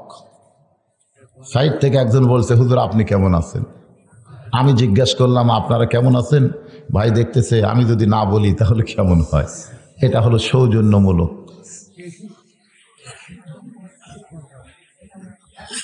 আপনারা সকলে কেমন আছেন? ভালো থাকা কয় রকম মনে আছে? কয় রকম ভালো থাকা? কয় রকম? একটা হলো শারীরিক, আর একটা হলো মানসিক। শরীরের সুস্থতা দিয়ে সবকিছু হয় না। মনটা যদি দুর্বল থাকে তাহলে শরীর এমনিই দুর্বল হয়ে যায়। জোরে কোন ঠিক কিনা? কঠিন স্বাস্থ্যবান 30 বছরের একটা যুবক তেলা পোকা দেখে ভয় করে, আবার চিকন চাকন একটা মানুষ বিষাক্ত সাপ নিয়ে খেলা করে। এইটা দেহের জোরে না মনের জোরে? জোরে কোন? তাহলে আপনাদের দেহের খবর আমি বলতে পারি, আপনি বলতে পারেন, কিন্তু মনের খবর একমাত্র কে জানে? তারপরও আপনি একটু মনের সাগরে যদি ডুব দেন তাহলে বুঝতে পারবেন এই মুহূর্তে আপনার মনটা কোন জায়গায়। কারণ দেহের সঙ্গে মনের সম্পর্ক যদি না থাকে, বক্তা যতই ওয়াজ করুক, ওয়াজ কিন্তু বোঝা যাবে না। মাসটি হলো রবিউল আউয়াল মাস। জোরে কোন কি মাস? আমার আল্লাহর নবী এই মাসে দুনিয়াতে আসলেন, আবার 63 বছর পরে এই মাসেই দুনিয়া থেকে বিদায় হয়ে গেলেন। কিন্তু আল্লাহর নবী বিদায় হয়ে চলে গেলেন বলে সব কিছু নিয়ে যায় নাই। উম্মতে মুহাম্মাদের জন্য 2টা জিনিস রাইখা গেলেন। একটি হলো আল্লাহর কোরআন, আর একটা হলো নবীর সুন্নাহ। একটার নাম কি? আর একটি হলো আল্লাহর নবীর সুন্নাহ।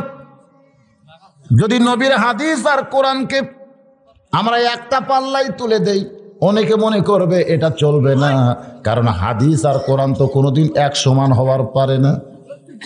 একবার সাহাবীরা উম্মুল মুমিন আয়েশা রাদিয়াল্লাহু তাআলার কাছে বললেন, মা, নবী সম্পর্কে আপনার কাছ থেকে একটু জানতে চাই। নবী সম্পর্কে যদি আপনি বলেন আমরা শুনতে চাই। মা আয়েশা হিজাবের অন্তরাল থেকে চোখের পানি বের করে কাঁদে আর বলে, সাহাবীরা রে, তোমরা কি আল্লাহর কোরআন পড়ো না? প্রত্যেকটা সাহাবীরা বলে, অবশ্যই আল্লাহর কোরআন পড়ি। মা আয়েশা বললেন, আল্লাহর কোরআন শরীফ যদি তোমরা পড়ে থাকো তাহলে নবী সম্পর্কে আমার কাছে জানতে আইলে কেন? আল্লাহর কোরআনও যেমন, নবীও ছিলেন তেমন। এখন বুঝতে হবে, কোরআনের বাস্তব রূপ হলেন আল্লাহর নবী। কোরআন শরীফ হলেন আমার আল্লাহর কথা, আর সেই কথাগুলো আল্লাহর নবী তার জীবনে বাস্তব আমল করে দুনিয়ার তামাম মানুষের কাছে দেখায় দিয়েছেন। এই জন্যে আল্লাহর নবী কোরআন শরীফে বললেন, কুল ইন কুনতুম তুহিব্বুনাল্লাহ ফাত্তাবিউনি ইউহিব্বুকুমুল্লাহু ওয়া ইয়াগফির লাকুম যুনুবাকুম ওয়াল্লাহু গফুরুর রহিম। সুবহানাল্লাহ বলে। আমার আল্লাহ বললেন, ওগো নবী, আপনি বলে দেন। এই কথাটা কিন্তু আল্লাহর, কিন্তু প্রকাশ পাইছে কার জবান দিয়া? নবীর। জোরে কনকার। দেখেন, এই কথার ফাইল কিন্তু আল্লাহর নবী। আমার আল্লাহ বললেন, নবীজি আপনি বলেন, ইন কুনতুম তুহিব্বুনাল্লাহ, কেউ যদি আমি আল্লাহকে ভালোবাসতে চাই, আমি আল্লাহকে কোনোদিন ভালোবাসতে পারবে না।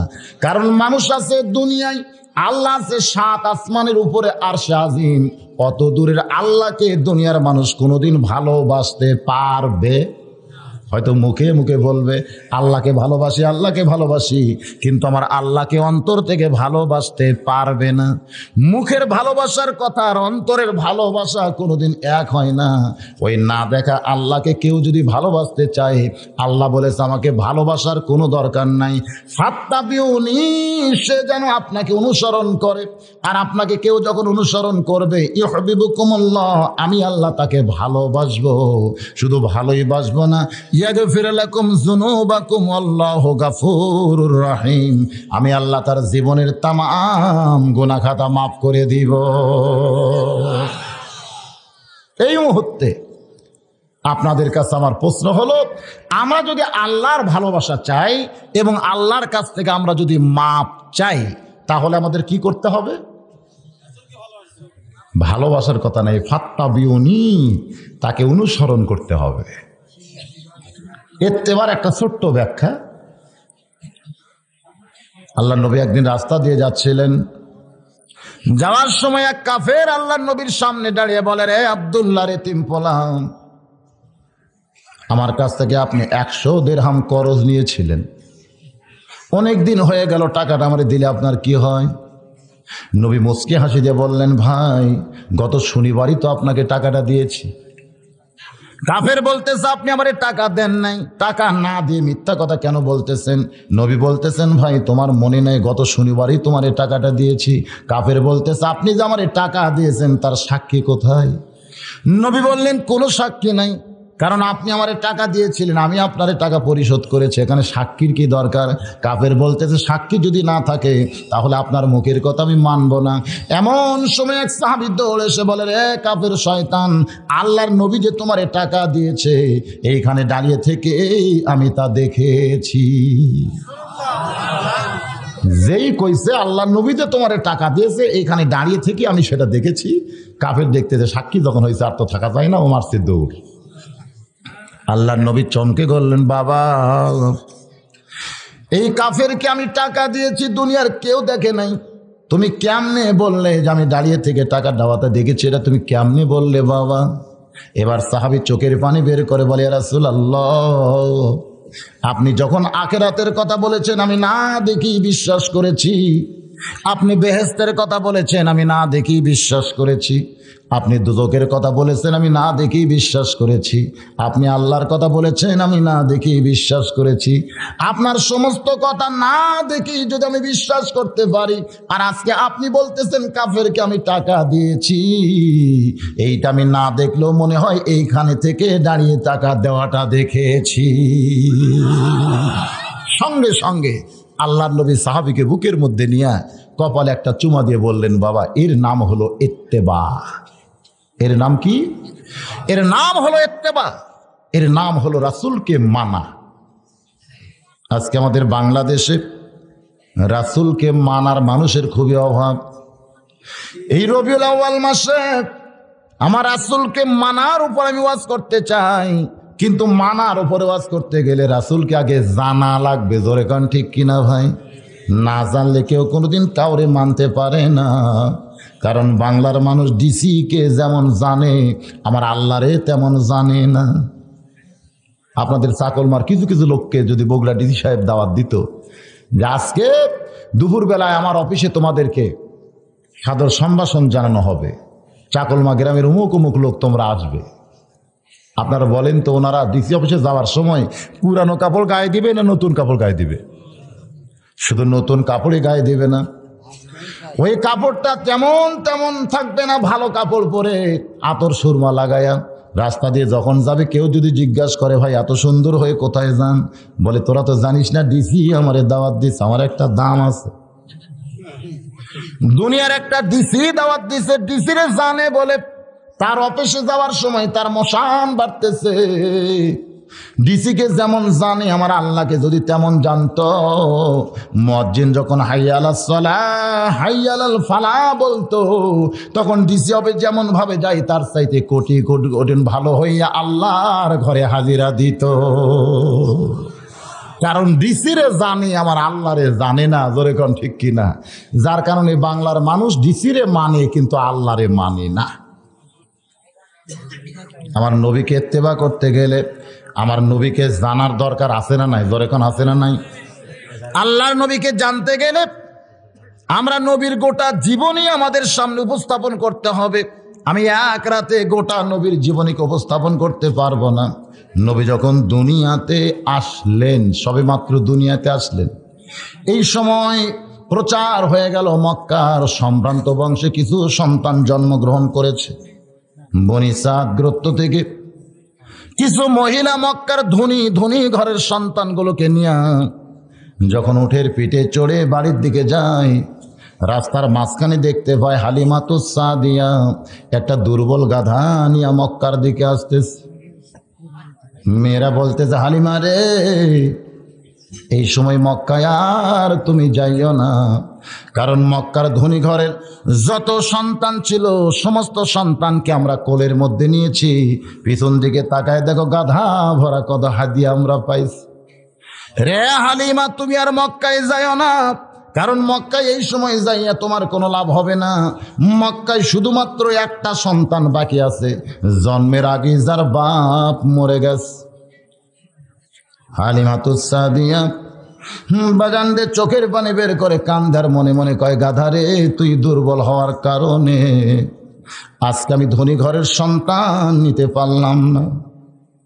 আজকে আমার ভাগ্য বড় খারাপ। আমি অনেক দিন থেকে আশা করেছিলাম মক্কার সম্ভ্রান্ত ঘরের চুনি সন্তান যখন পাবো, ওই সন্তানকে দুধ খাওয়ার জন্য নিয়ে বিনিময় অনেক হাদিয়া নিব, কিন্তু আজকে আমার ভাগ্য বড় খারাপ। চল রে গাদা, চল বাড়িতে ফিরে যাই। হালিমাতুস সাদিয়ার কথাগুলো ইবনে ইসহাক সিরাতে রাসূলের প্রথম খণ্ডের মধ্যে বয়ান করেছেন।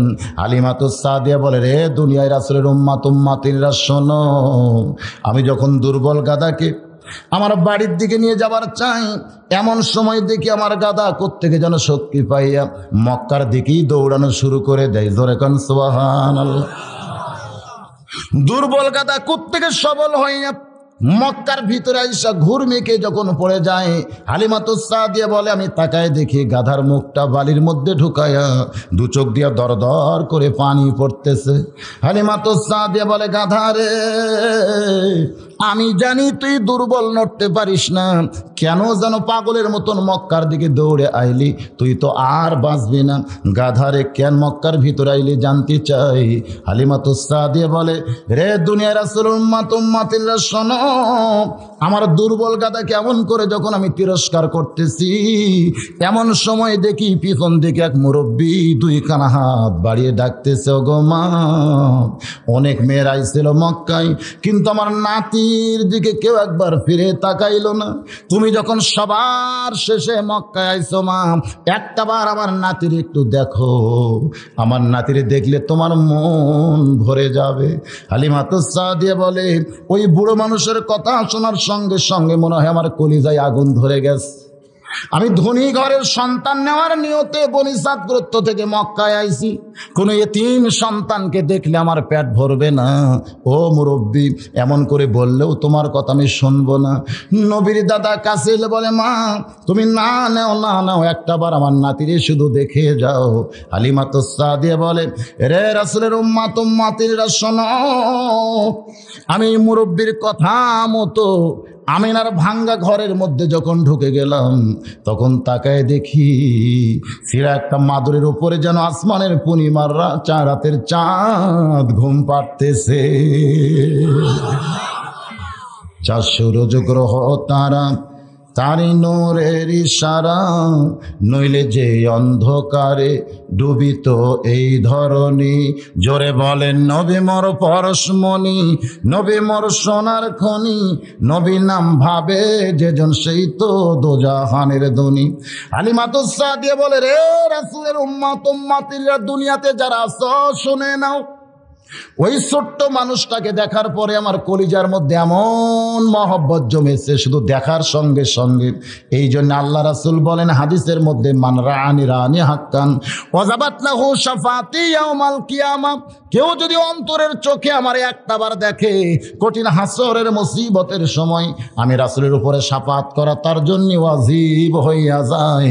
তবে দেখাটা দেখতে হবে ঈমানের দৃষ্টিতে। জোরে কোন কিসের দৃষ্টিতে? আবু জেহেল উতবা সাইবা নবীরে দেখছে, কি কোন দেখে নাই? কিন্তু তারপরে কি জান্নাত পাবে নাকি? হালিমাতুস সাদিয়া বলে, এই ছোট্ট নবীকে দেখার সঙ্গে সঙ্গে আমি এক দৌড়ে যখন কোলের মধ্যে নিলাম, নবীর দাদা বলতেছে, মা তোমারে শুধু দেখার জন্যই বলেছিলাম মা, তুমি আমার নাতিরে কোলের মধ্যে নিলাম। হালিমাতুস সাদিয়া বলে, বাবা আপনার নাতি যে এত সুন্দর এটা কোনোদিন আমার কল্পনার মধ্যেও ছিল না। আজকে দেখার পরে কোলের মধ্যে নেওয়ার সঙ্গে সঙ্গে ওই আল্লাহর শপথ করে বলতেছি, ওই ছোট্ট নবীর পরশে আমার আল্লাহ দেহের দুর্বলতা সব দূর করেছে।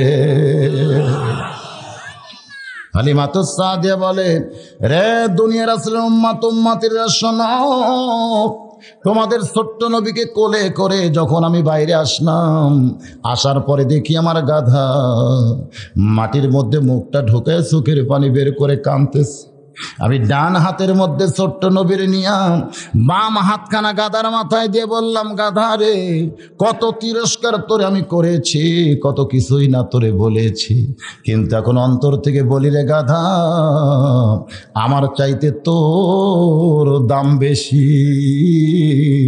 কারণ আমি যখন বাড়িতে ফিরে যাওয়ার চাচ্ছিলাম, কিন্তু তুই একটা গাধা হইয়া কেন মক্কার দিকে দৌড়ে আইলি, এখন বুঝতেছি আমার চাইতে তোর দাম বেশি। জঙ্গলের পশু পক্ষী আমার নবীরে চিনেছে, কিন্তু মানুষ হইয়া নবীরে অনেকেই চিনতে পারে না। জোরে কোন কথা ঠিক কিনা? হালিমাতুস সাদিয়া আল্লাহর নবীকে কোলের মধ্যে নিয়া মনে মনে চিন্তা করতেছে, এত সুন্দর নিয়ামত নিয়ে তো আমার বাড়ি যাইতে হবে, কিন্তু গাধা যে হারে মাটি পড়ে কাঁদতেছে, এই দুর্বল গাধার পিঠে চড়ে তো আর বাড়ি যাবার পারি না, এখন আমি কেমনে বনিসাত করতে যাই? এমন সময় কে যেন বলতেছে, হালিমা, তোমার দুর্বল গাধাকে যদি সবল করতে চাও, ওই ছোট্ট মানুষের বাম পাখানা গাধার মাথায় লাগায়া দাও। হালিমাতুস সাদিয়া বলে, রে রাসূলের উম্মত উম্মাতিনীরা, ওই ছোট্ট নবীর বাম পাখানা যখন আমার গাধার মাথায় লাগিয়ে দিলাম, দেখি আমার দুর্বল গাধা সুস্থ সবল হয়ে দাঁড়িয়ে যায়। আমি যখন গাধার পিঠে চড়ে আঁচল দিয়া নবীরে ঢাকতেছি, কারণ সূর্যের তাপ যদি এই ছোট্ট মানুষে লাগে তাহলে বড় কষ্ট পাই। হালিমাতুস সাদিয়া বলে, ওই সূর্যের তাপকে আড়াল করার জন্যে আমি যখন ছোট্ট নবীকে আঁচল দিয়া ঢাকতে চাই, এমন সময় দেখি এক খণ্ড মেঘ আমার মাথার উপর ভাসতেছে। আমি হালিমা আশ্চর্য হয়ে বললাম, মেঘরে, কোত্থেকে তুই আমার মাথার উপর চলে আইলি? হালিমাতুস সাদিয়া বলে, হঠাৎ দেখি এত সুন্দর বাতাস আমার গায়ে কে যেন বহাইতেছি। আমি চিৎকার দিয়ে বললাম, বাতাস রে, কোত্থেকে তুই আমার গায়ে বইতেছিস? এমন সময় কে যেন বলে, হালিমা, ওই ছোট্ট মানুষকে কোলে নেওয়ার কারণে আসমানের মেঘ তোমার মাথার উপর ভাসতেছে, ওই ছোট্ট মানুষকে কোলে নেওয়ার কারণে জান্নাতের দরজা খুলে ওই জান্নাতের বাতাস তোমার গায়ে আল্লাহ বহাইতেছে। বলে, রে নবীর উম্মত উম্মাতিরা শোনো, ওই ছোট্ট নবীকে কোলে নেওয়ার কারণে আল্লাহ যদি জান্নাতের দরজা খুলে আমার দেহে বাতাস বহায়া দেয়, ওই ছোট্ট নবীকে মহব্বত করার কারণে আসমানের মেঘ যদি আমার মাথার উপর ভাসতে থাকে, ওই নবীকে তোমাদের আদর্শ হিসাবে যদি কবুল করে নাও, দুনিয়াতেও শান্তি, আখেরাতেও তোমরা জান্নাতি হবে। এটা ইবনে ইসহাকে সিরাতে রাসূল থেকে আমি শুনাইলাম। কিন্তু আল্লাহ কি বলেছেন কোরআনে? লাকাদ কানা লাকুম ফি রাসূলিল্লাহি উসওয়াতুন হাসানা। জোরে কোন সুবহানাল্লাহ। সফলতা যদি অর্জন করতে চাও, দুনিয়ার সমস্ত নেতার আদর্শকে বাদ দিয়া একমাত্র মুহাম্মদ রাসূলুল্লাহকে তোমাদের আদর্শের নেতা মেনে নাও। এ কথা কার? আরো জোরে বলেন কার? তাহলে দুনিয়ার কোন নেতার নেতৃত্ব মানা যাবে? একমাত্র কার নেতৃত্ব মানতে হবে? রাসূলের। এই জন্য একটা স্লোগান দেওয়া লাগবে। পারবেন না ভাই? আমি যখন বলবো আমার নেতা তোমার নেতা, সবাই জবান খুলে বলবেন, বিশ্ব নবী মোস্তফা। আমার নেতা তোমার নেতা। আমার সামনে কি 200-300 লোক আছে? এতগুলো পুরুষ মানুষের স্লোগানের সাইজ এরকম? এখানে রহমতের ফেরেশতা আছে না নাই? জোরে কোন আছে না নাই? এই ফেরেশতা মাহফিল শেষ হলে আল্লাহর কাছে গিয়ে বলবে, আল্লাহ, 1400 বছর পরে চাকলবার মাহফিলে তোমার বান্দারা তোমার দোস্তকে শ্রেষ্ঠ নেতার স্বীকৃতি দান করেছে। আমার আল্লাহ বলবেন, ফেরেশতারা রে, তোমরা সাক্ষী থাকো, আমার দোস্তকে যারা শ্রেষ্ঠ নেতার স্বীকৃতি দিল, আমি তাদের নামগুলো জান্নাতের খাতায় লিখে নিলাম। সুবহানাল্লাহ। যত জোরে কইছেন তত জোরে স্লোগান দেন নাই। আল্লাহ কোরআনে বলেছেন, আমার নবীকে আমি সবার উপরে জায়গা করে দিয়েছি। জোরে কোন সুবহানাল্লাহ। তাহলে সেই নবীকে নেতা মানতে অন্তরে আপত্তি আছে? মাসটি হলো রবিউল আউয়াল মাস। আমি আপনাদের সামনে নবী সম্পর্কে আলোচনা করব। এই আলোচনা শুনতে গিয়ে একটু ঘুম ছাড়াইতে গেলে একটু স্লোগানও দেন, আবার আল্লাহও খুশি হবে, রাসূলও খুশি হবে। আমার নেতা তোমার নেতা। আলহামদুলিল্লাহ, এবারে একটু হয়েছে সাইজ মতো। হালিমাতুস সাদিয়ার কাছ থেকে এক টানে আমি নিয়ে গেলাম আল্লাহর নবীর বয়স যখন 25 বছর। জোরে কোন কয় বছর? 25 বছরে নবী আমার একজন মেয়ে মানুষের রাখাল ছিলেন। সেই মেয়ে মানুষের নাম কি? মা খাদিজার দেশে রাখালিয়া বেশে নবী আমার বকরি চড়াইতেন। দেখিয়া নবীর মজেজা ধন্য বিবি খাদিজা জীবন যৌবন করলেন সমর্পণ। ওগো নবী, দয়ার নবী গো, আপনি নবী হলেন উম্মতের আপন। উম্মে আইমান দাসীকে সঙ্গে করে খাদিজাতুল কুবরা যখন বেলকুনিতে বসা, এমন সময় দেখতে পাই নবী আমার উট দুম্বা বকরি চড়াইতেছে। খাদিজাতুল কুবরা বলে, দাসী রে, এই রোদের ভিতরে যুবকটা উট দুম্বা বকরি চড়াই, কিন্তু আমি আশ্চর্য হয়ে যাই তার মাথার উপরে কেন একখণ্ড মেঘ দেখা যায়। দাসী বলতেছে, শুধু মেঘ দেখতেছেন? তাকায় দেখেন তার চেহারার ভিতর থেকে এমন কিছু সৌন্দর্য ফুটে উঠতেছে যেটা দেখলে মানুষের মন কাইড়া নেয়। খাদিজাতুল কুবরা বলে, দাসী রে, মক্কার অনেক নেতারা আমার কাছে বিয়ের প্রস্তাব দিছে, অনেক ধনীরা আমার বিয়ের প্রস্তাব দিছে, কিন্তু আমার 40 বছর বয়সের দিকে বলে আমি তাদের ফিরাইয়া দিছি। কিন্তু আজকে ওই যুবকের চেহারা দেখে আমার মনের মধ্যে এমন প্রেম হলো, আমি যেন আবার নতুন করে বউ সাজতে চাই। দাসী বলতেছে, এটা আপনি বলেন না, কারণ 40 বছর আপনার বয়স, আর যুবকের বয়স কয় বছর? খাদিজাতুল কুবরা বলে, দাসী রে, মনের ভিতরের প্রেম যখন নাড়া দেয় তখন বয়সের দিকে আর কেউ তাকায় না। 40 গেল, 50 গেল, 60 বছরে আবার যৌবন পাইল। এরকম একটা গান বাংলাদেশে আছে না নাই? এরকম একটা গান আছে নাই? বাজান গো, খাদিজাতুল কুবরা নবীর চাচা আবু তালেবকে ডাক দিয়ে বললেন, আপনার এতিম ভাতিজাকে আমি যদি আমার স্বামী হিসাবে বরণ করতে চাই, আপনি কি তাতে রাজি আছেন? নবীর চাচা আবু তালেব চমকে বলে, মা, এই মক্কার মধ্যে তোমার মতন ধনী রমণী একজনও নাই, আমার এতিম ভাতিজারে আপনি কেন বিয়ে করতে চান? যার সালও নাই, সুলাও নাই, জন্মের আগেই যার বাপ মরে গেছে। খাদিজাতুল কুবরা বলে, যদি আপনার ভাতিজা রাজি থাকে তাহলে আমার তরফ থেকে কোনো আপত্তি নাই। নবীর চাচা বলতে, আমার ভাস্তাকে কোনো জিজ্ঞেস করার দরকার নাই, আমি তার অভিভাবক হিসাবে রাজি হয়ে গেলাম। ওই খাদিজার সঙ্গে আমার নবীর বিয়ে হলো। নবীর বয়স তখন 25, খাদিজার বয়স হইল তখন 40। মক্কার মধ্যে সবাই বলা বলি শুরু করলো, খাদিজা পাগলি হয়ে গেছে। এত ধনী হওয়ার পরে একটা অনাথ এতিম আব্দুল্লাহর এতিম পোলারে বিয়ে করছে, খাদিজার জ্ঞান হারিয়ে গেছে। এমন করে যখন মক্কার লোকেরা বলা বলি করতেছে, নবীর চাচা খাদিজার কাছে গিয়া বলে, মা, আমার এতিম ভাস্তারে আপনি বিয়ে করলেন, কিন্তু জনগণ সমালোচনা করতেছে।